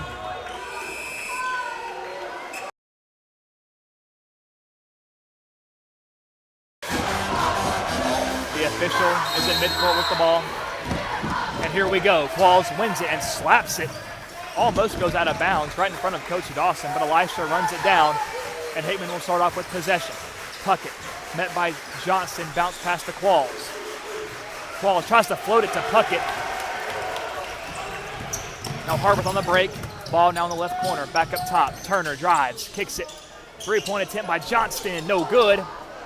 And the attempted rebound there by Summers to no avail, picked up by Tyler McKinnon. McKinnon hands to Qualls, left side of the floor. Nice crossover, dribbles in, drives, jump stop, looking for help.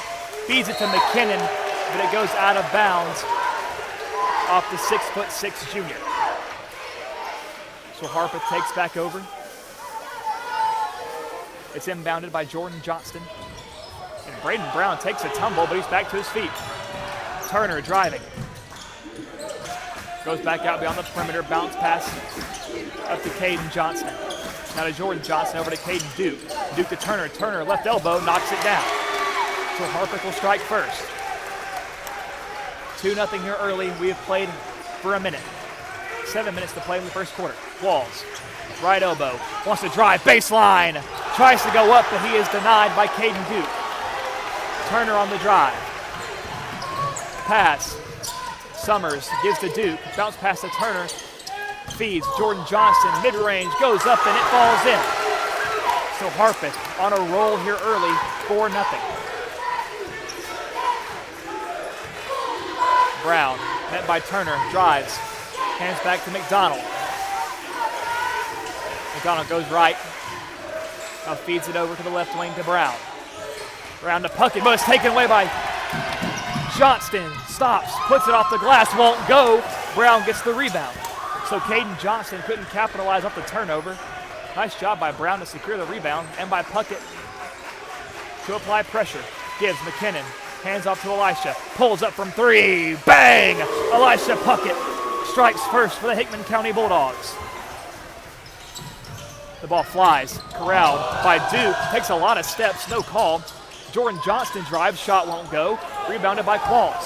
So 4-3, Harpeth leads. Qualls on the money. McDonald, jam for number 4. And the Will McDonald is all fired up on the other end of the court. And just like that, Hickman County back in front 5-4. Driving, Caden Johnston, layup no good. Qualls with the rebound. Qualls driving, bounce pass McDonald, jump stop. Lays it up and in, give Qualls the assist. So Hickman County out of nowhere. Owen Qualls knocks out of bounds. Caden Johnston was looking for Caden Duke down the left side of the floor, but not on Dylan Qualls' watch. So 7-4 now, Bulldogs lead. Turner with the ball left wing, gives over to Jordan Johnston. Johnston back to Turner. Turner, Johnston pump fakes. Gives it back up top. Turner looks for number 22, Caden Duke, in the paint, but Elisha showing off the hops as he gets up and knocks it out of bounds. So Harpeth will maintain possession, but they will have to inbound yet again. 5 minutes to play in the first quarter.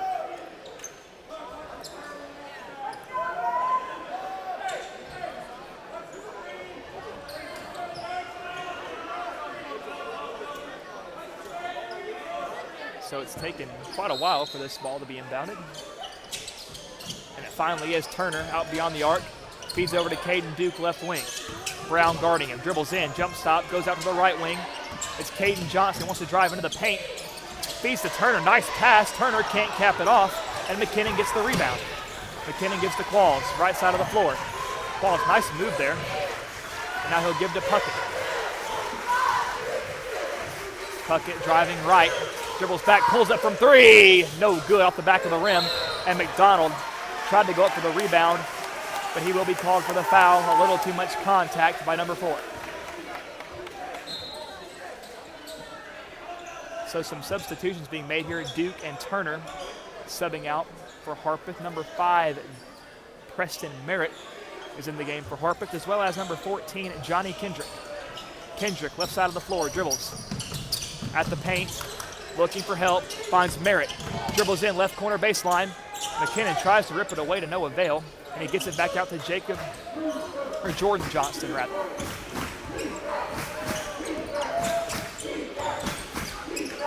Gives to Merritt, a quickly left elbow. It's Johnston, goes across the way. Kendrick dribbles in, left baseline, and it's knocked out of bounds by Hickman County. So Harpeth maintains possession. Johnston to inbound from the baseline. Bounce pass, was looking for Summers. Nothing there, and it goes out on Summers.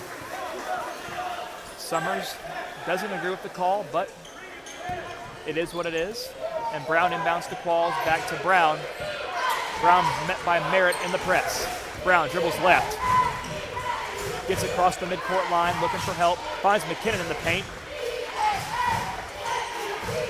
Looking for somebody, floats it to Qualls, who catches it one-handed, and then has it knocked away. Johnson on the break, right side of the floor. Will hold up and dribble. Now drives, jump stop, puts it up mid-range, off the glass, no good.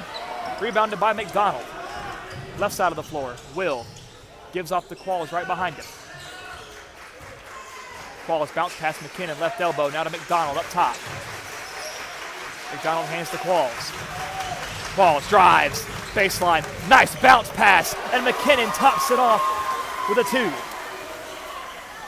A phenomenal assist by Dylan Qualls and another great showing of physicality by McKinnon. We've been seeing a lot of that over the course of this 5-game win streak. Now Caden Johnston, left corner, tries to find Kendrick, but Brown takes it away. One-on-one foot race, and Kendrick fouls Brown. So a fortunate break there for Hickman County, as it looked like Brown was starting to lose a handle on that ball. So Hickman will inbound from the baseline, checking in. Turner coming back into the ball game. Number 21, Pete Johnson, coming in as well for the Indians. Puck gets inbound from the baseline, floats it to Qualls. Right side of the paint, drives, feeds out the Puckett left corner. Puckett all across the way to McDonald, right wing. McDonald looking for help, finds McKinnon, who feeds out to Qualls. Now back to McDonald. McDonald looked to pull up but doesn't, and gives over to the right to Braden Brown. 2.5 minutes to play. 9-4 your score. Hickman leads. Puckett, baseline. Passes it way out to McDonald on the other wing. Now McDonald looks to drive in himself, puts it up, no good, gets his own missed shot, and puts it up and in. And Will McDonald. Sheer willpower right there to get the bucket. Make that 11-4. Hickman breaks double digits first. Merritt, left wing, gives up top to Turner, who looked to pull up, but pulls it down back to Merritt, left corner. Now left elbow, Kendrick pulls up, no good. And it's saved by Harpeth. He gets it back out, Turner from 3, no good. Rebounded by Qualls, who rips it away and gets it to McDonald. McDonald, left side of the floor. Floats it, Puckett couldn't complete the alley-oop, but does lay it up and in. So Elisha with his 5th point of the game, and Hickman County all fired up as momentum rests solely with the boys in gray, white, and red. So 13-4 your score. And me stumbling through the jersey colors actually reminds me Hickman County wearing those gray uniforms with white lettering and red outline. Harpeth wearing the white uniforms with red lettering. And of course, the blue outline.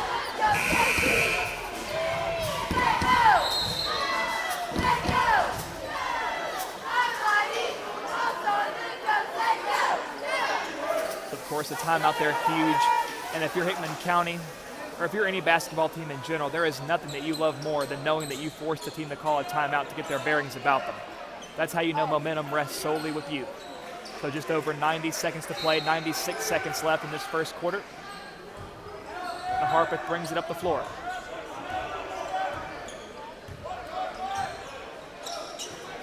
Turner, met by Brown, gives over to Merritt, left wing. Up top to Turner, now feeds to Kendrick, swings it to Merritt. Mid-range shot from the left side, gets it to go.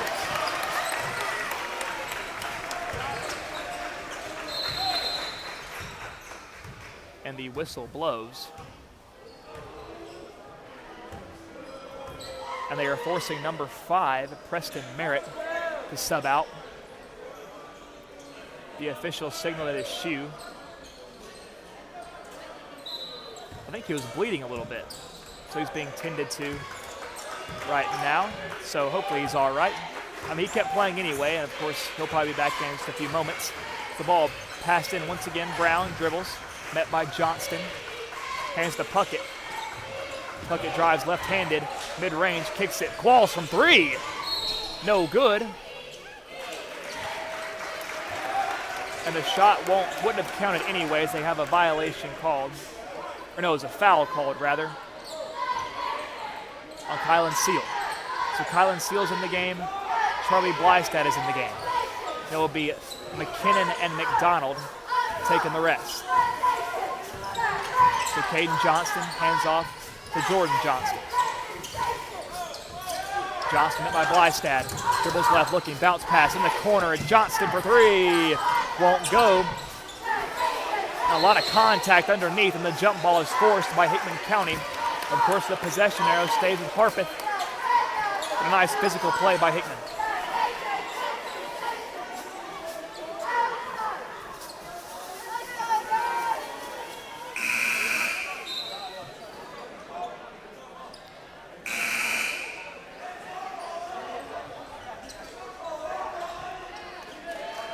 So I think Hickman County thought at first they had possession. It was Qualls away in the inbound.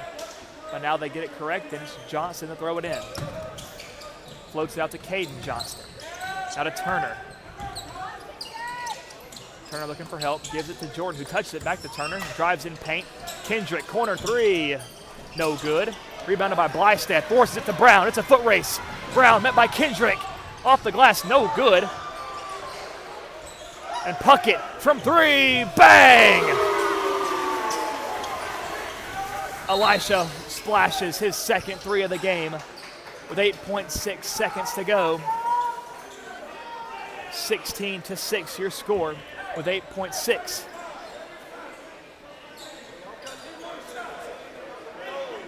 So Harpeth will inbound, and folks, I know you're unable to see this right now, but the bottom orange part of the backboard has broken on that far end, on the Hickman County end. So 3 seconds. Johnston pulls up from deep, no good. It was on target, but he didn't get the fall. And that brings us to the end of the first quarter. Hickman 16, Harpeth 6. So Hickman started off behind the 8 ball, but boy, oh boy, did they turn it around. Will McDonald already 6 points on the game.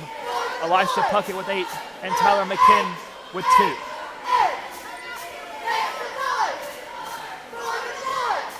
So, of course, we're accustomed to Puckett and McDonald being the leading scorers for this Hickman County team, but from what we've seen in these previous games and really throughout the entire season, we can expect the other guys around them to be getting involved sooner rather than later.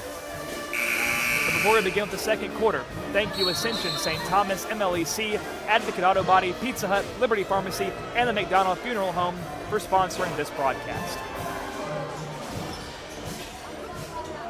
So both teams emerging will be Blystad, Puckett, McDonald, Qualls, and Seal to start things off for Hickman in the second quarter.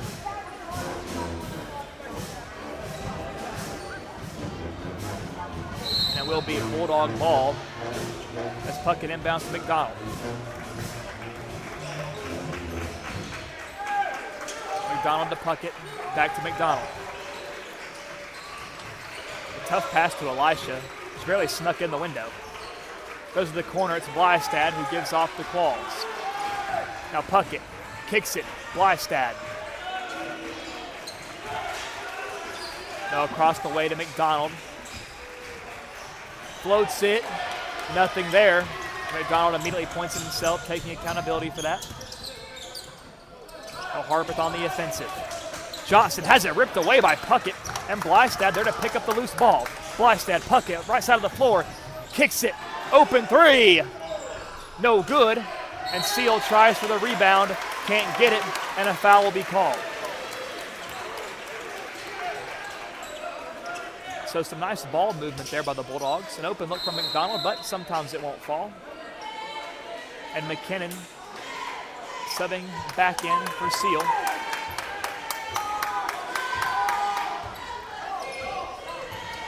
That's Caden Johnson up the floor, gives to Turner. Over to Kendrick and Blystad. Almost forcing a turnover. Kendrick being met by Puckett and Blystad. Finally finds a man in Jordan Johnson up top. Johnson goes all the way to the corner.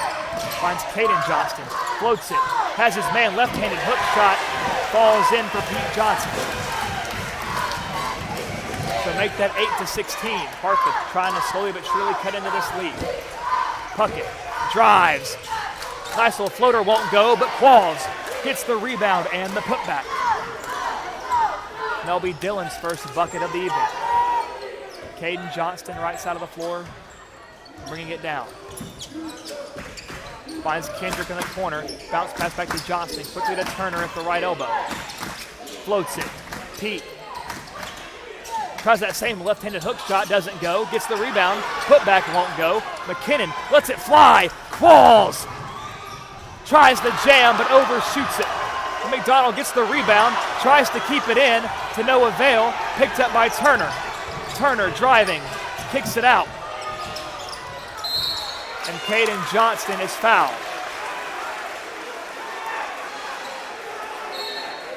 Of course, the crowd took exception to Will McDonald trying to save it, as McDonald, as we're used to seeing him do, just throw it as hard as he can at a player, but he did meet the player that he threw it off of, told him no hard feelings. So Harpeth will start off here. Qualls coming out, Brody Worley coming in. Caden Johnston, right wing, drives in, baseline, Blythe there to meet him. Harpeth will maintain possession. They will get Charlie Blystad on the foul. Under 6 minutes to play in this first half. Johnston left, and it goes off the leg of Elisha Puckett. So it'll stay with Harpeth. Elisha trying his best to convince the official that it actually went out on Harpeth, but unfortunately unable to persuade the man in the black and white stripes. Caden Duke driving in from the left corner. Blythe there to meet him. Bounce pass out. Jordan Johnston. Pump fake dribble. Mid-range. Won't go. Blystad tries for the rebound. Nothing there. He was going one-on-one with Luke Summers underneath, and it goes out of bounds on Hickman. Passes out.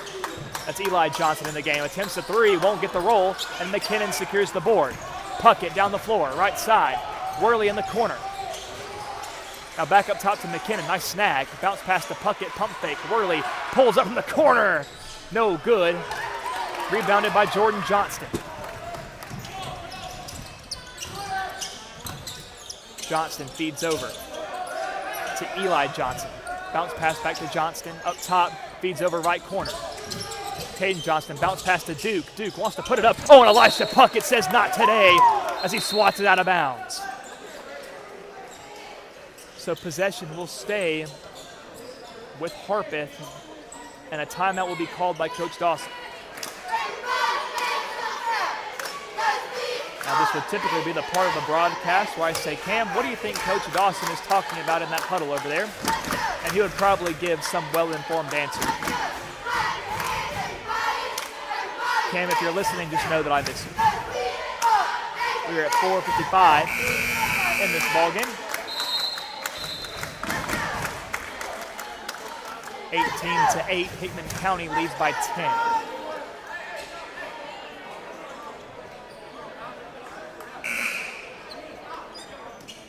So both teams emerging out of their timeouts. And the Harpeth student section loud here tonight, out in full force for this big district matchup. And that's something that we noticed on Saturday, that even though it was an odd time for a game, both sides still showed up and showed out. Ball's inbounded. Johnston gives over. That's Duke. Wants to drive. Bounce pass. Goes through the hands of Eli Johnson, who tries to save it to no avail. Hickman will take over. And Worley will inbound it from the far corner. Inbounds to Blystad. Back to McDonald. McDonald to Puckett. Puckett floats it. McKinnon in the paint. Kicks it out to McDonald. Swings to Puckett. And fires it in the corner. Worley. He gives out to Blystad, but Harpeth had a hand on it, but Elisha luckily there to corral it. Now Elisha wants to drive it himself. Oh, and a foul is called, and Elisha seems to be shaken up a little bit as he grabs at his face.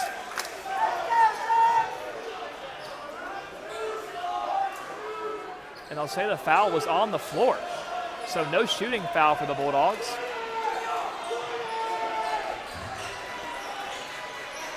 And Elisha tries to find Blystad. Now a bullet over into the student section, but it sails over the head of number 44, Harpeth ball. So a pretty rough sequence there for the Bulldogs. Harpeth looking to answer with some offensive points as they still trail by double digits. Merritt, left wing, pump fakes to Duke and gives over to Caden Johnson. Back to Merritt. Merritt wants to drive, left elbow, mid-range shot, nothing but net. So Merritt has looked very well so far from mid-range for the Indians. McDonald left side of the floor, being double teamed, floats it to Blystad. Now over to McKinnon across the midcourt line. Now Blystad back to McDonald. McDonald will pull up from deep. Splash down for Will McDonald. His first three of the game. Make that 21-10 your score. Merritt trying to drive in, nothing there. Feeds over to Caden Johnston, now back to Merritt. Merritt goes again mid-range from the elbow. This time no good. McDonald snags the rebound over the head of Caden Duke. McDonald left side of the floor, gives to Blystad. Blystad back to McDonald. Will pump fakes and has to feed over to Charlie. Back to Will. You know Will is just fiending to take a shot. McKinnon, Puckett, corner, along the baseline, mid-range floater. Oh, such marvelous touch by number 12.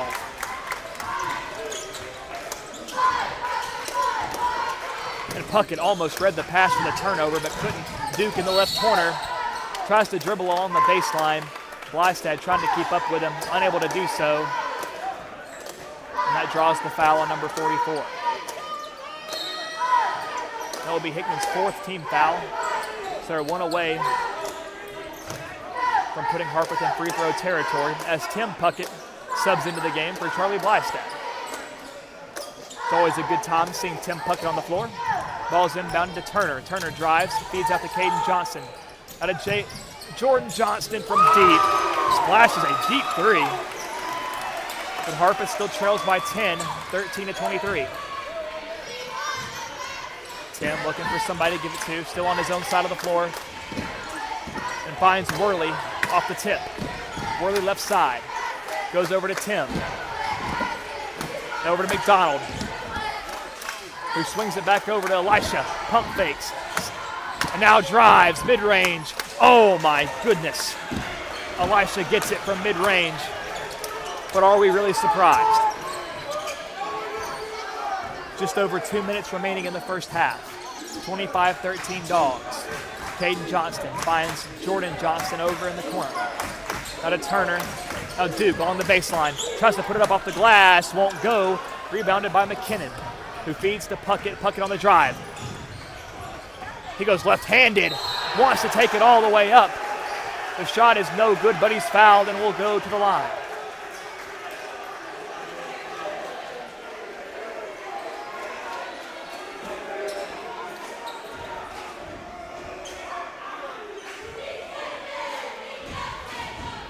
So Elisha preparing for number one. No good. Misses it to the right. Braden Brown subbing back in. Brody Worley, the man subbing out.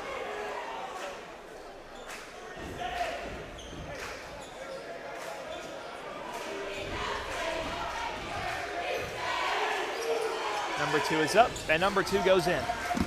So Elisha goes 1 for 2, and Harpeth on a quick drive. Duke bounce pass, tries to find Pete Johnson, but McKinnon just rips it away, too strong. McDonald step back three. Oh, rattles in and out, no good. Looked good from here, but the rim doesn't do him any favors. Turner, left side of the floor, drives it all the way in on Puckett, kicks it out. Jordan Johnston, back up top to Caden Johnston. He'll pull up from three with Tim Puckett guarding him. The shot's no good, and McDonald gets the rebound. Now Will up the floor, gives to Elisha, right side.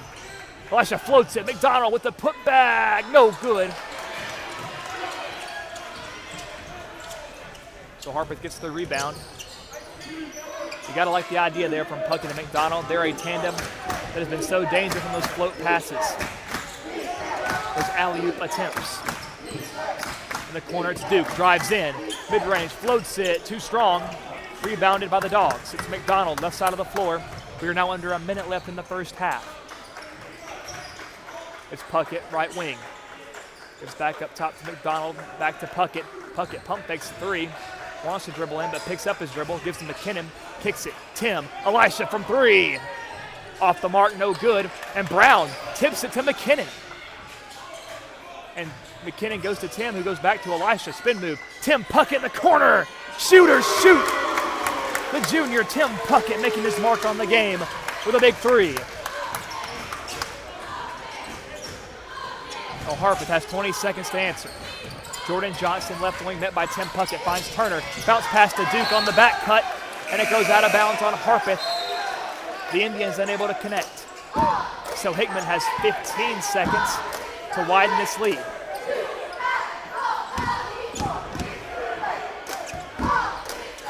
They throw it down the court. There's Tim Puckett at midcourt. Goes over to the left side to McDonald. 10 seconds.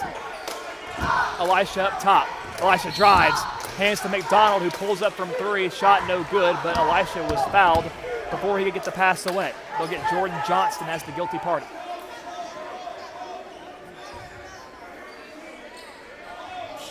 It's inbounded. 5 seconds. Brown to Puckett. Well guarded. Puckett loses his footing. Keeps possession. So well defended there by Harpeth.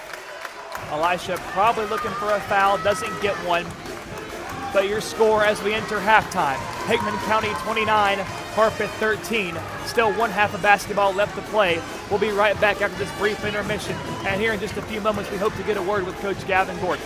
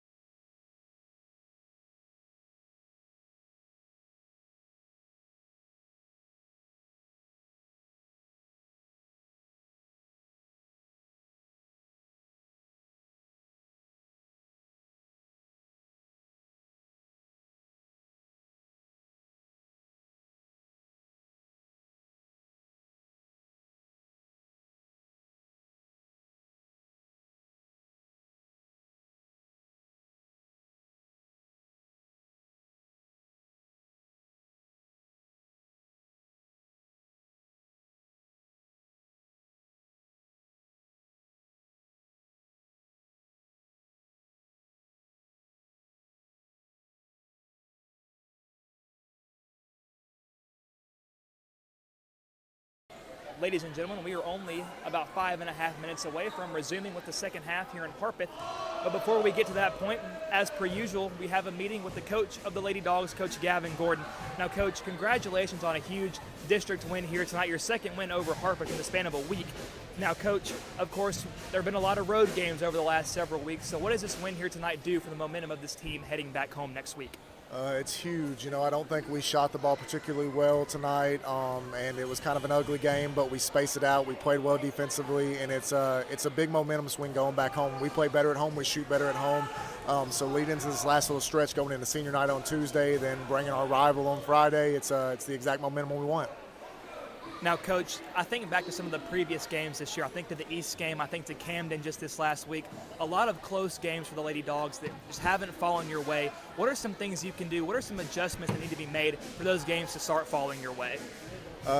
Just staying calm and poised. We talk about that, myself included. I feel like I got a little bit elevated in some of those games. So we talked in the locker room yesterday about accountability for that and learning from that, and trying to stay more positive and calm during that time, myself included as well. And I think it's paid dividends, especially tonight, especially when it was close to the beginning and shots weren't falling. I think we stayed calm. Now, Coach, of course, we're used to Ava Floyd being the big scorer on the team. Of course, she isn't the whole team. Of course, there are a lot of people that play a role in her getting as many points as she does. But when she's scoring under 10 points like she did tonight, we talked about it earlier, a very balanced attack. Can you speak to the balance that the team had here tonight offensively? Yeah, Ava struggled a little bit scoring-wise, so other people knew they had to step up. I think she made some great passes down the court. Zoe running the court right there. There's more things to it, but I think we had a balanced attack. I think people were looking to score tonight, where sometimes we kind of defer a little bit. So I love to see the balanced spreadsheet. I think that's the best thing, and that was a good team win. Now, Coach, I want to do something a little different. I want to ask you a fourth question here tonight. Over the last few games, we've definitely seen Chloe Warren take a lot more looks from beyond the three-point line. Has that something you guys have talked about, or something she wants to get more comfortable doing? Can you just speak on that? I think it's a little bit both. She was nervous to shoot them, and I told her you need to look for your shot. It needs to go. And that's what she wants to get better at it. And she's knocked down some over the stretch. She didn't have one tonight. But just having the confidence to knock it down and just be a more versatile player, because if people know you're just going to drive every time, they can guard you pretty easily. So being a threat from the three-point line is something she's really working on right now. Well, thank you very much for joining us, Coach. Ladies and gentlemen, that was Coach Gavin Gordon of the Lady Dogs as they picked up a big district win here tonight on the road in Harpeth. And they'll be back in action on Tuesday, February the 4th at 6 p.m. against Lewis County. I promise you won't want to miss it. And here in about 2.5 minutes, we'll be back with second half basketball. Don't go anywhere.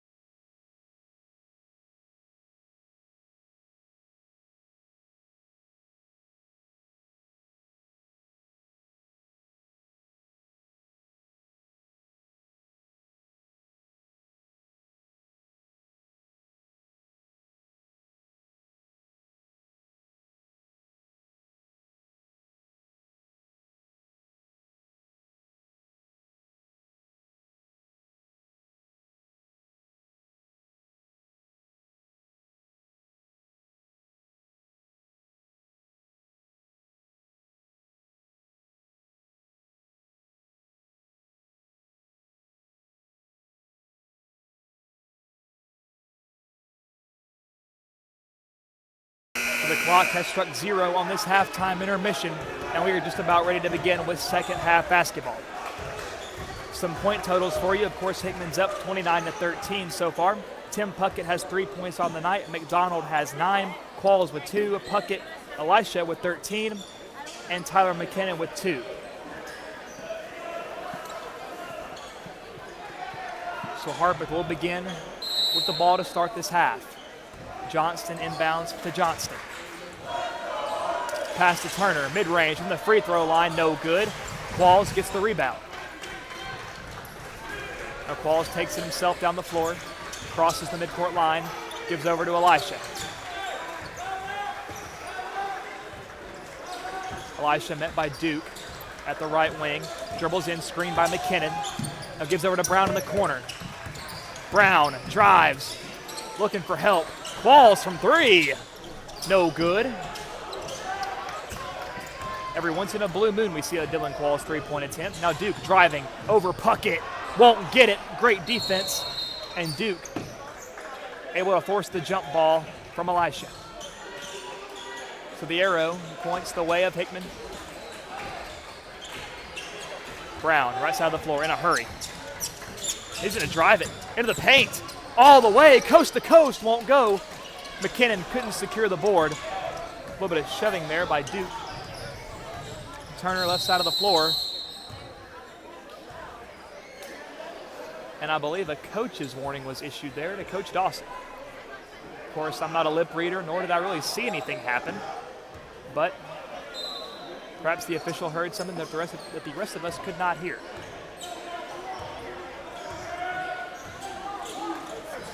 Johnston gives to Turner, met by Brown. Now back to Johnston. Johnston floats it over. Duke loses a handle on it, but picks it back up.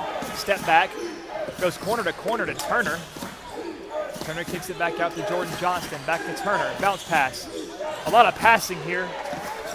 Some would say one too many passes, and Hickman gets the turnover. Puckett loses handle of it. Duke guarding him, dribbles in, baseline. Tough pass to McKinnon, a little bit behind him, and Tyler couldn't corral it. Down the floor. Johnston pulls up from 3, knocks down the 3. So Harpeth with the first points of the second half, 16-29 your score.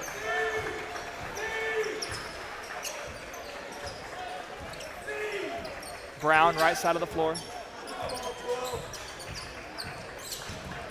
Brown looking, gives the Qualls, hands to Puckett, pulls up, bang! Elisha from 3. So Elisha with the first bucket of the half for Hickman. Caden Johnston, guarded by McDonald, dribbles, gives over to the left wing. It's Jordan Johnston. Johnston floats to the corner. Duke dribbles baseline and bounce passes it off. Tried to go off a Hickman player, but doesn't succeed in doing so, so Hickman maintains possession. Elisha inbounds to McKinnon. McKinnon hands back off the Puckett down the left side. Elisha takes it himself, coast to coast. And he's fouled before he could drive in for the shot, so no free throws for Puckett. But Hickman will still inbound from the baseline. Qualls, bounce pass, McKinnon goes above the glass, no good, well guarded by Luke Summers. That was Johnson down the floor in a hurry. Dribbles to the right side. Now back to his left feeds, Jordan Johnston from deep, no good. Johnson, of course, the hot hand for this team so far, but couldn't keep his momentum going. Elisha drives, jump stop, looking for help. No, he doesn't, takes it himself. Smooth as silk. Elisha Puckett from mid-range is as close to automatic as you can get in the sport of basketball. Turner to Johnston. Johnston tries to bounce pass, and it goes out of bounds. Hickman will now take over. Qualls to inbound.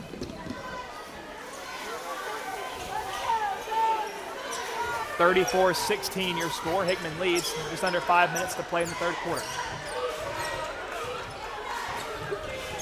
Elisha drives left. Dribbles in. Near the paint. Gets it. McDonald from the corner. No good. McKinnon gets the board. Wants to put it back up, his knee in the head. No shooting foul for McKinnon. They'll call it on the floor. Elisha inbound on the baseline.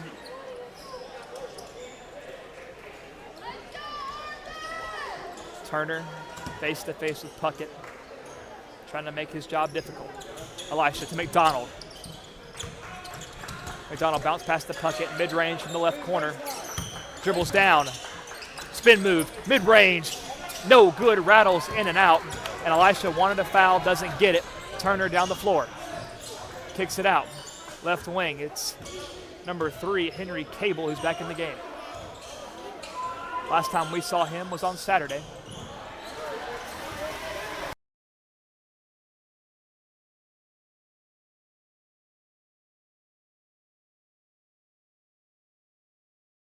And Turner wants to drive, but he's fouled by Brown.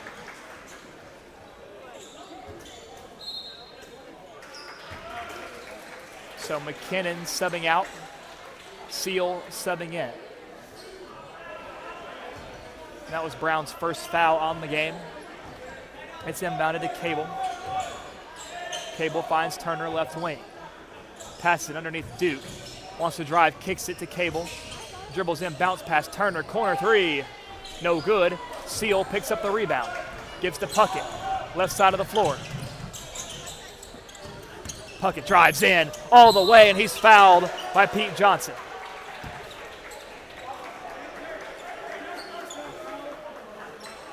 And that will send Elisha to the free throw line. Looking to widen this 36-16 lead.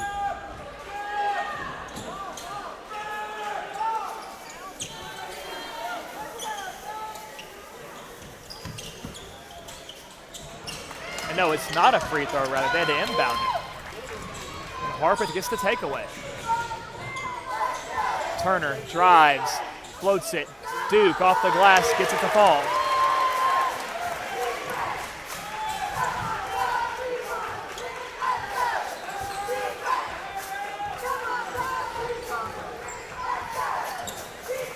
Puckett dribbles, right corner, gives the Seal. Seal goes to Qualls. Qualls hands to McDonald. McDonald being double teamed, finds Qualls. Swings it to Seal. Seal to Brown. Brown tried to dribble in, has to get back out to Puckett.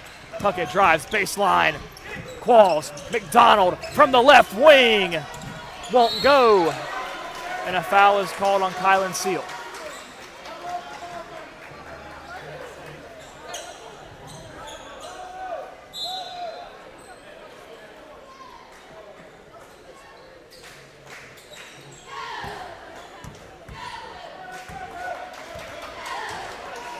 So Cable up the floor. 2.5 to play in the third quarter. 36-18 your score, Bulldogs lead. Right wing. It's Eli Johnson. Pump fakes, dribbles in, swings it to Kendrick. Hands off. Johnson puts it up and puts it in.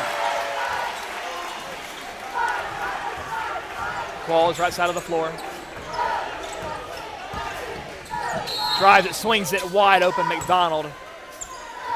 And a foul is called. So, honestly, not the worst foul in the world there for Harpeth, as it prevented a wide open Will McDonald look. It's inbounded, Will McDonald. Out of Puckett. Looking, puts it up off the glass, no good. And Elisha grimacing there. And the layup is missed by Harpeth, but the putback is good.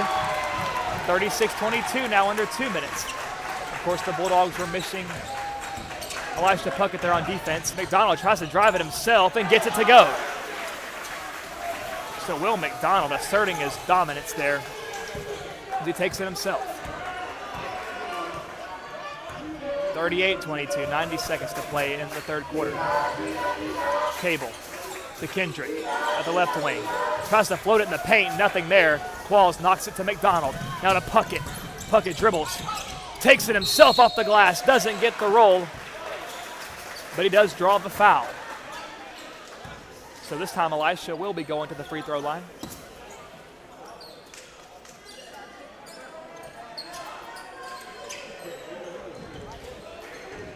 There's a bit of a wet spot on the floor. The officials are making sure it's all dry and cleaned up before we resume play.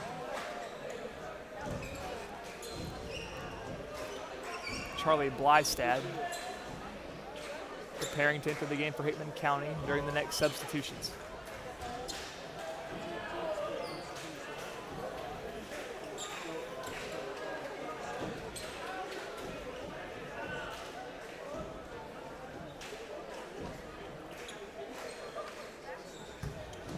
And here we go. Elisha finally able to take his first free throw attempt. And this one rolls in. So substitutions now in.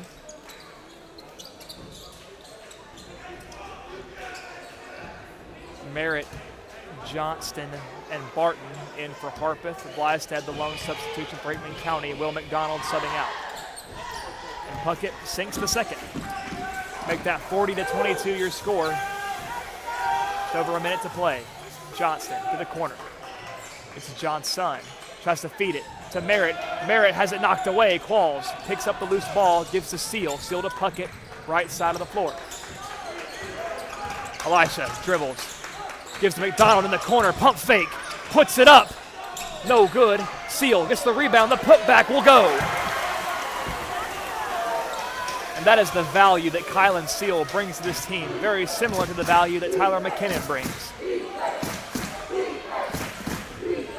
It's Harpeth on the offensive as they trail by 20. Johnston, right wing, it's Merritt. Merritt hands off to Eli Johnson, dribbles in, kicks it, corner three, won't go. And Puckett tries to go in to swat it towards his own player, but is called for the over-the-back foul.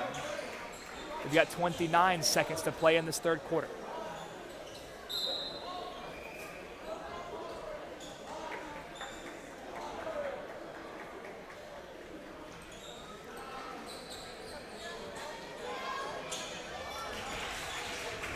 Harpeth with the inbound to Merritt, the left wing. Gives up top to Eli Johnson, swings it to the right wing. Driving in is Barton, kicks it back out to Johnson. Mid-range, free throw stripe, two, won't go. McDonald tries to secure the two, tries to save it, but it finds the hands of a Harpeth player. Jordan Johnson dribbles baseline off the glass, too short, won't go, but he is fouled. And they'll get number 30, Kylan Seal, as the culprit, and that is Kylan's fourth foul of the game, which means that Tyler McKinnon will be subbing back in. Of course, not yet, waiting for the official to signal when they can enter. Brody Worley's also back in the game for Hickman County. Elisha Puckett taking a bit of a reprieve, and Seal is checked out. 12 seconds to play in the third. The first free throw fell in, making it 23-42. Johnston attempting number two.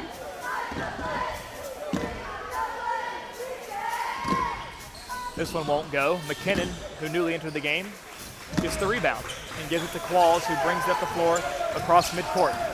Dribbles in 5 seconds. Qualls to McKinnon to Blystad at the end of the quarter. Won't get it to fall. So at the end of three, Hickman 42, Harpeth 23.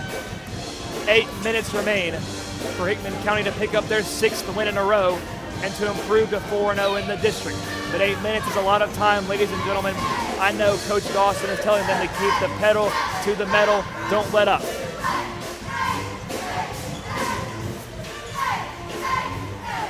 And speaking of pedal to the metal, if you find yourself with any vehicular needs, check out Advocate Auto Body, as well as MLEC, Ascension St. Thomas, Pizza Hut, Liberty Pharmacy, the McDonald Funeral Home, just to shout out the rest of our sponsors. Unfortunately, I didn't have a witty transition for the rest of the organizations, but I figured I would give them some airtime either way, because they deserve it, because this broadcast does not happen without them. Well, I've noticed here tonight, the band of Harpeth is in full effect here tonight, loud and proud. It seems like it's very few and far between that we see or hear bands in high school gymnasiums, at least this year. Maybe Hickman County should implement their band. Who knows? So the quarter break has come to an end. And Harpeth will begin with the ball. Jordan Johnston inbound from the sideline in front of the fans. Gives in to Caden Johnston. Caden Johnston looking in the right corner, finds his man Turner underneath, dribbles in, kicks it out. Johnston drives in, goes back over to Jordan Johnston. Bounce pass, no one there except Elisha Puckett, who gets the turnover. Bounce pass, Worley. Worley goes up to McKinnon, now to Qualls. Qualls, oh, mid-range shot, doesn't fall. It looked pretty though, but it doesn't go in for Dylan. Harpeth gets the rebound and is driving right side of the floor. Jump stop, bounce pass, Barton lays it up and in. So Harpeth cuts into it, 25-42 within the first minute of play here in this fourth quarter. Blystad high up top to McKinnon, who dribbles in, gives back out to Charlie, now to Puckett. Elisha dribbles in, hands off to Charlie. Charlie gives up top to Worley. Worley met by Turner, tries to dribble in, but not a lot of room to work. Pump fakes the pass and goes right to Qualls. Qualls wants to drive in hard, puts it up mid-range, well short, but Blystad gets the rebound. And the reverse layup won't fall, but the whistle blows.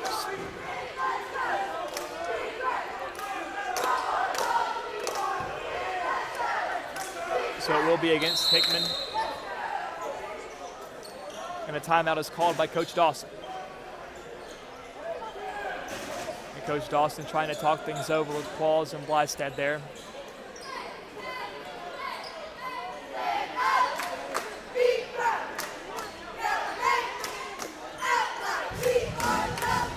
Folks, we appreciate you tuning in on YouTube here tonight, listening into our audio-only broadcast. On Tuesday, I can assure you we will be going back to video. So if you can't make it to the game in person in J.E. Cisco, you'll be able to witness it with your own eyes. I know I can hardly wait to be back home in Centerville. There's really no atmosphere quite like it. Of course, the majority of the road games we've been to, we have been treated very well. There have been some pretty awesome atmospheres, but nothing quite like Hickman County. So we're under 7 minutes to play. 25-42 your score. Hickman County, who led at the half 29-13. Harpeth has definitely tried to find their way offensively in this game, but Hickman County has just been too strong on both ends of the floor.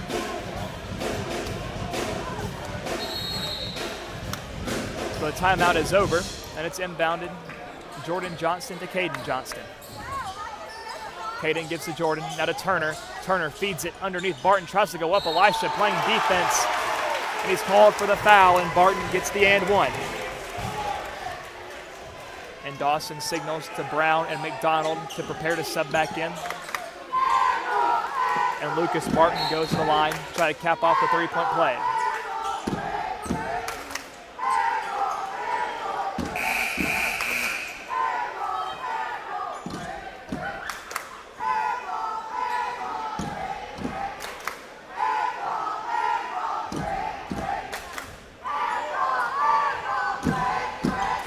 Barton puts it up, and it rattles in and out. Rebounded by McKinnon to McDonald. Now right side of the floor. Gives to McKinnon, to Brown. Now Qualls thought about pulling up, but doesn't, and gives to McDonald. McDonald back to Qualls. Brown in the corner, dribbles in left baseline. Bounce pass to McKinnon into traffic, and McKinnon loses the handle. Harpeth pushing it down the floor. And a nice save there by Caden Johnston. Keeps the ball from going out of bounds, and he finds his man C.J. Turner, who lays it up and in. So 42-29. Harpeth only trails by 13.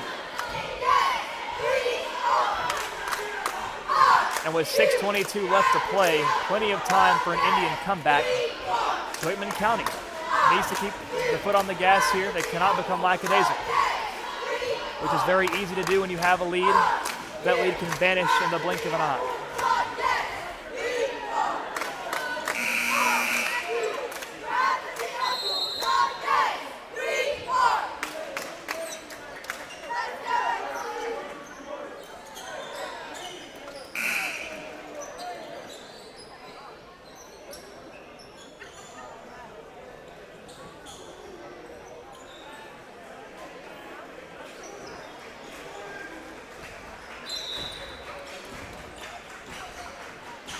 And Hickman looking to inbound. Elisha finds Brown. Brown up the floor. Turner on his trail. Brown finds McDonald. Back to Puckett. Puckett dribbles in, puts it up. Mid-range, no good. The ball sails out of bounds. And they'll say it was out on Tyler McKinnon.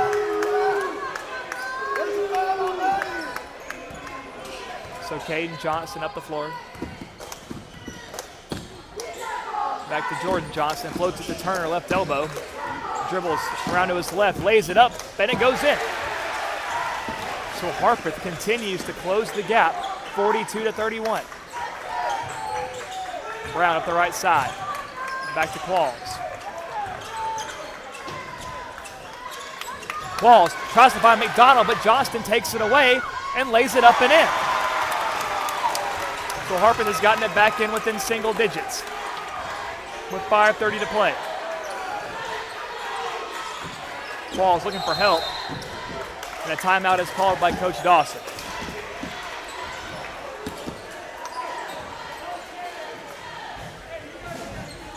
So Coach Dawson looking to light a fire and a team that has been relatively dormant in the second half, especially the late third quarter, early fourth.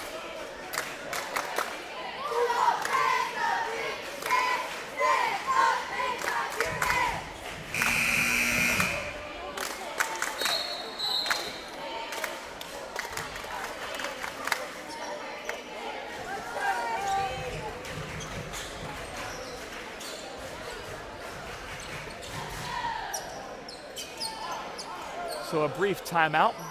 McDonald will be inbounding it from the right sideline. Gives in to Brown. Brown to Puckett.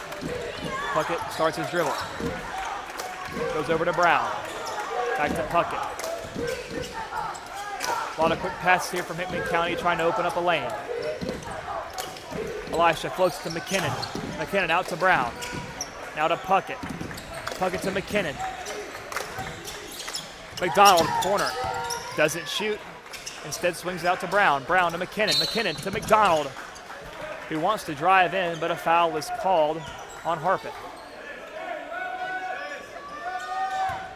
And they'll get number 24, CJ Turner, on the foul. No, they get Jordan Johnson on the foul, number 23. Puckett gives to McKinnon. McKinnon drives in, kicks it to Brown. Brown over to Quall, so a lot of clock being melted here by Hickman. And another foul is called on Harpeth. This time on CJ Turner. That is Turner's second foul of the ball game. Really no one on Harpeth is in much foul trouble at this point. Kylan Seal, really the only one for Hickman County. McKinnon beats the Puckett, right side of the floor. Elisha inside the three-point arc. Floats it to McKinnon outside. Now gives to Qualls. Qualls guarded by Turner, dribbles left and hands off to Brown. Brown circles around near the logo and gives it up top to Puckett. Puckett tries to float to McKinnon, almost taken away by Summers. But McKinnon secures it and gets it back out to Brown. So Hickman just bleeding clock here, taking advantage of the no shot clock. And Johnston almost forces a turnover. Elisha runs it down on the other side of the floor. Finds McDonald. And a foul is called again on number 24, CJ Turner.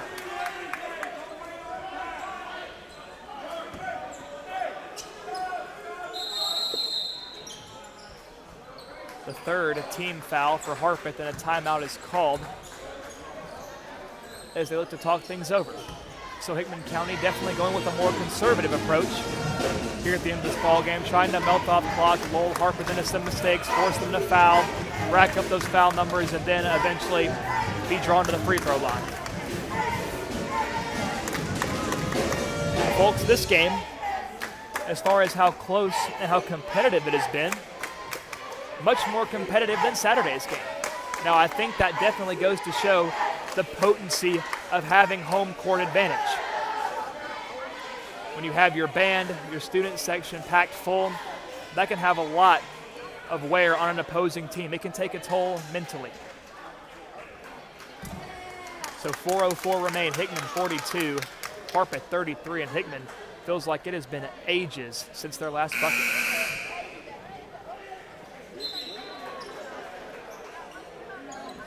But given all the miscues that Hickman's had so far tonight,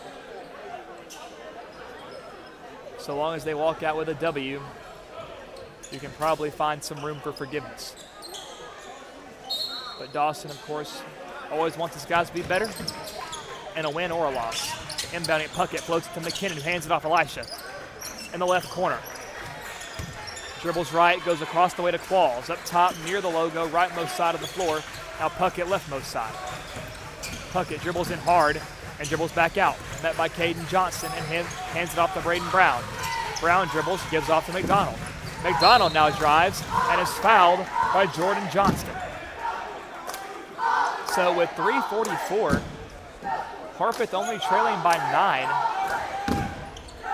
That certainly seemed like one of those intentional stop-the-clock fouls. But really, Harpeth does have time on the clock, but I guess they feel like they need to pick up the urgency.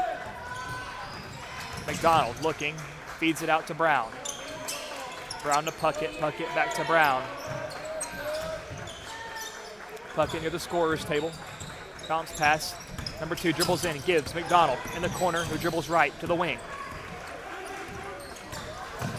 McDonald feeds off to Brown. Brown floats it, Qualls, nice hops, who feeds it to McKinnon. McKinnon goes back out to Puckett.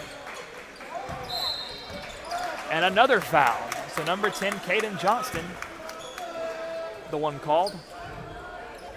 So folks, this may not be the most exciting means of running offense or to win a game, but it's effective.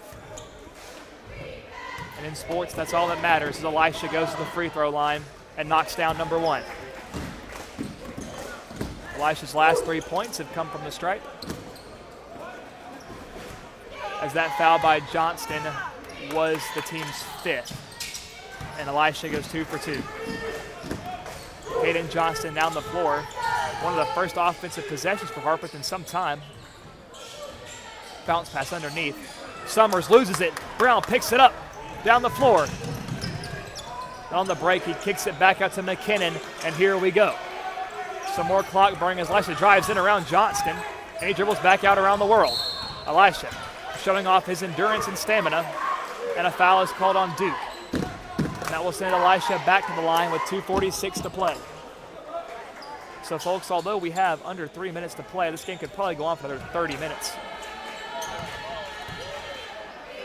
And Elisha misses number 1.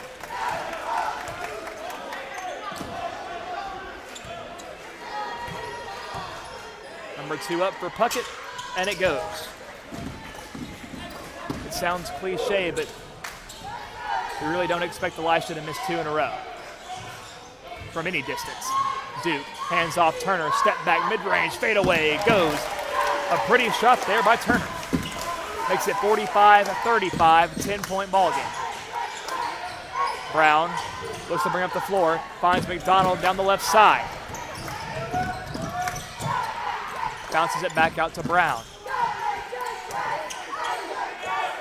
McDonald being met by Duke. McDonald gets it back out to Puckett, but Will be fouled. That will send number 4 to the free throw line. Will hasn't been too active in the second half as far as scoring goes, but with a chance to widen this lead with a couple of big free throws. And that was number 13, Luke Summers' 3rd foul on the game. McDonald gets number 1. 46-35, 11-point game. And Jordan Johnston back deep for Harpeth in case of a defensive rebound, looking for some free points, but Elisha picks up and goes back to meet him, and Will McDonald makes his 2nd free throw. Now Caden Johnston dribbling in baseline, puts it up, and McKinnon swats it down. And the rebound putback is not good. And the 3-point attempt by Johnston, not good. Rebounded by Caden Johnston, dribbles it back around the world into the paint, floats it up, no good. Rebounded again by Harpeth to the corner. Now to the wing, it's Turner who knocks down the 3. My word, a circus there of a sequence. And a timeout is called as Harpeth yet again makes it a single-digit ball game, 47-38. 1:46 left to play.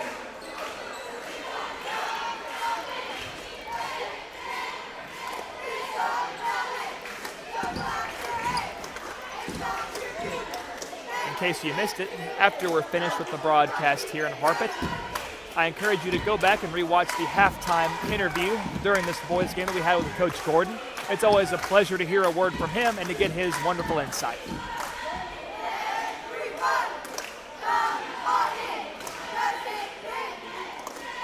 And I'm sure most of you have picked up on this by now, but I should clarify. On away games, we typically don't interview Coach Dawson just because we try to get out of the gym as soon as possible. We don't want to overstay our welcome by any means. But when we're back home on Tuesday, we will hear from our coaches.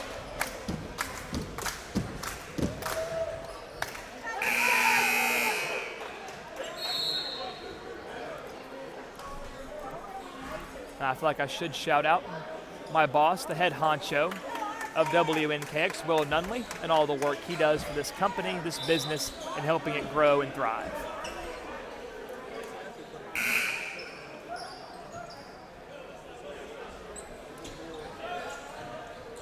So Elisha will be the one inbounding it from the baseline underneath Harpeth's goal. Elisha finds Qualls. Qualls has it stripped away by Duke. Duke spins, lays it up and in. 7-point ball game, 47-40. Elisha gets it into Brown. Brown back to Puckett. Puckett trying to push it down the floor. And Johnston gets a steal. Steele lays it up and in. 5-point game. 1:20 seconds remain. Brown down the floor in a hurry. Gives it out to Qualls. Qualls to Puckett. And this crowd has found new life. Elisha is fouled. And that is huge, as that sends number 12 to the free throw line. And that foul, unlike the ones we've seen earlier, I don't believe was intentional. That was Caden Johnston. They'll get on the foul, his second of the game. And Elisha sinks number 1.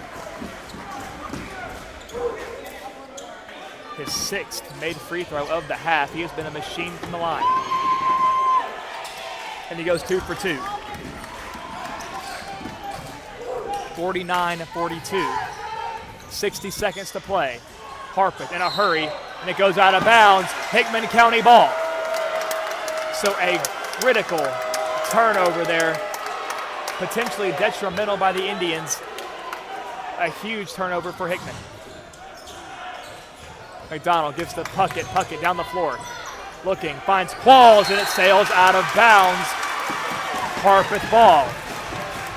Coach Dawson signaling to his guys, it's okay, calm down, keep your wits about you, because that's what it will take to win this game in the last 53 seconds of play. Harpeth trails by 7. Johnston, right wing, Turner in the corner. And a foul is called against Hickman. Didn't have the best view of that from here.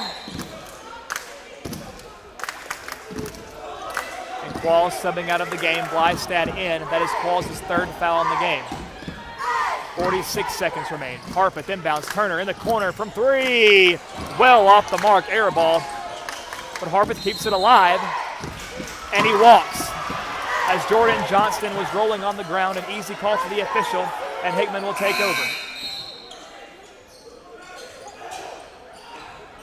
And a timeout is called by the officials so you can clean up the wet spot on the floor.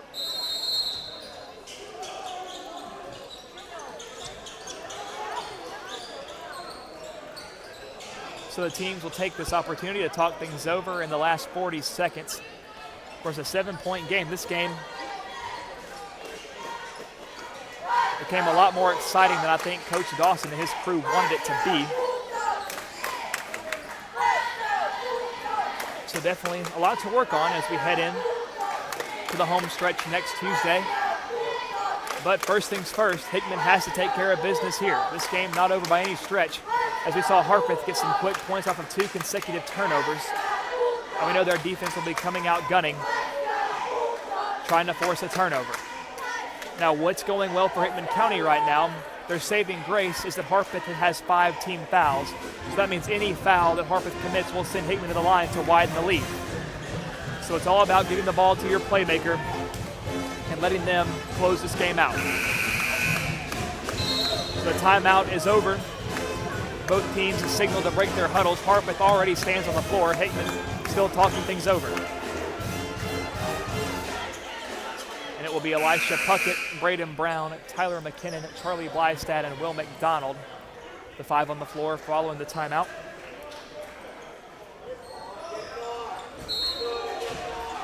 Puckett's inbound from the baseline. The inbound to McDonald. McDonald is fouled aggressively by Jordan Johnston. And that will force Will down to the free throw line.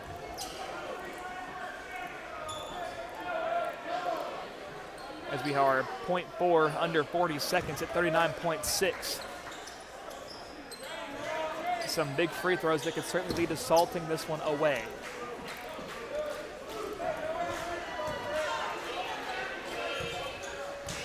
Number 1 on the way for McDonald. It's up and good.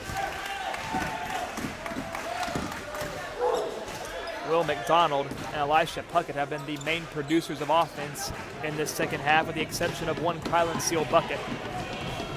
McDonald, 3 of his 5 points have come from the stripe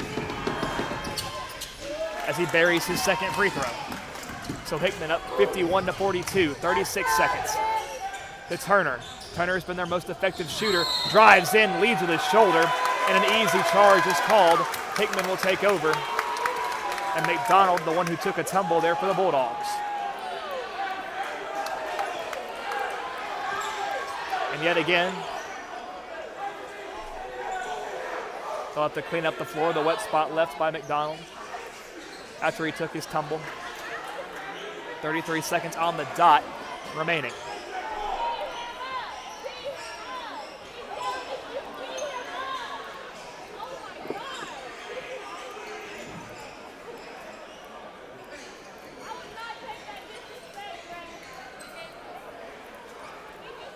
So I think we're closing in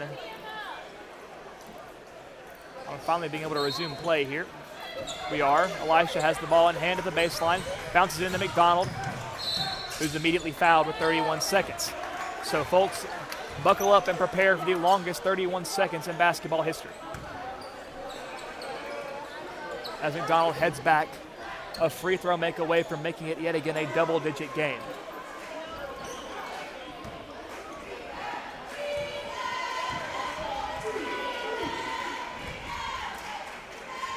McDonald gets the first one to rattle in. Now Hickman officially has made it a 10-point ball game, 52-42.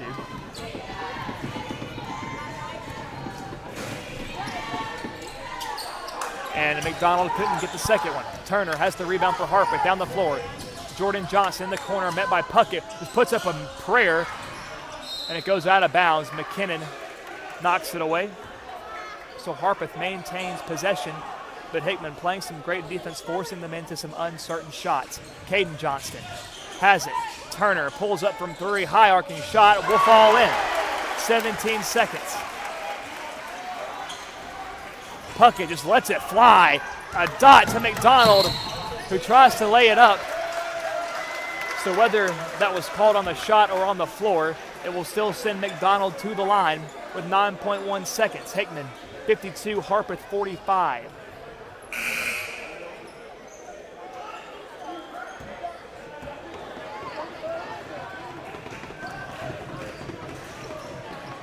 So McDonald will be all alone, shooting his free throws.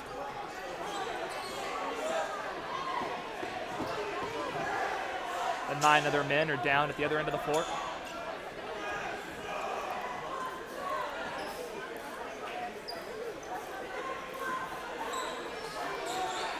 I do want to give a shout out to Harpeth for being hospitable to us here tonight, and to the athletic director, Ricky Woods, who made sure we were all taken care of. A very kind human being. So McDonald at the stripe. Number 1, good.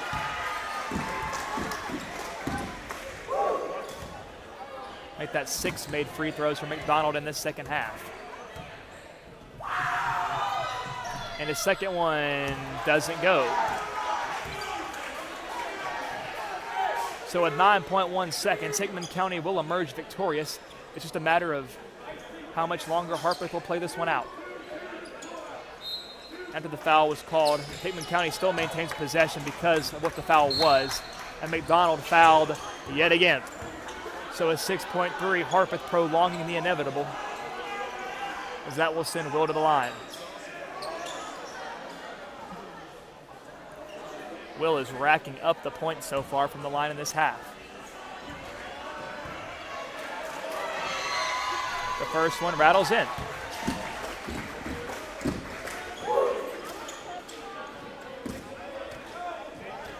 It's Will's 7th made free throw.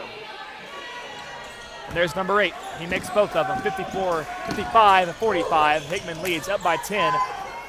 Barton a deep 3, but all for naught, as it does close the gap to 55-48. But Hickman County still will walk out of Michael Davidson Gymnasium here in Harpeth victorious. Their second win over Harpeth in the span of 7 days. And the Bulldogs will notch another one in the win column. Hickman will improve to 15-7 on the year, 4-0 in the district in what has been a miraculous run for Hickman County. It has been a marvelous run, a magical run. Hickman has won their 6th game in a row off the backs of Elisha Puckett and Will McDonald here tonight, the 2 leading scorers for Hickman County.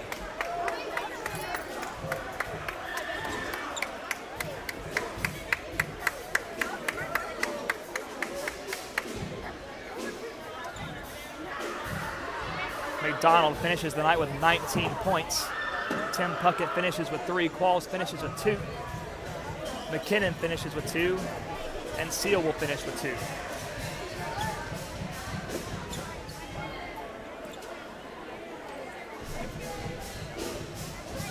And Elisha Puckett will finish the evening with 27 points. So another wonderful performance by the leader of this Hickman County team, Elisha Puckett, as he continues to create a gap between his current point total and that 1,000 mark that he hit not too long ago. So folks, a big win here on the road for your Hickman County Bulldogs. Of course, after running through the stats and the numbers here tonight, that's where I will leave you. A reminder, Hickman 55, Harpeth 48. Folks, we will see you next Tuesday. We will be back home in Centerville in J.E. Cisco Memorial Gymnasium on February the 4th against Lewis County at home. The girls' game begins at 6 p.m. with the boys following immediately after. We thank you for tuning in here tonight, ladies and gentlemen, on YouTube on our audio-only broadcast. We look forward to being back with you live and in living color on Tuesdays. We look to bring back our video broadcast, and hopefully by then Cameron will be back with me as well, as we can continue to be the dynamic duo you all know and love. But folks, I want to give one last shout out to our sponsors as well. Thank you, Ascension, St. Thomas, MLEC, Advocate Auto Body, Pizza Hut, Liberty Pharmacy, and the McDonald Funeral Home. Folks, without them, this broadcast would not be possible. So if you see a representative of any of these organizations in your community, tell them thank you on behalf of WNKX. But until next time, I've been Josh Copley, your play-by-play man with WNKX. I must bid you adieu, goodbye, and good night.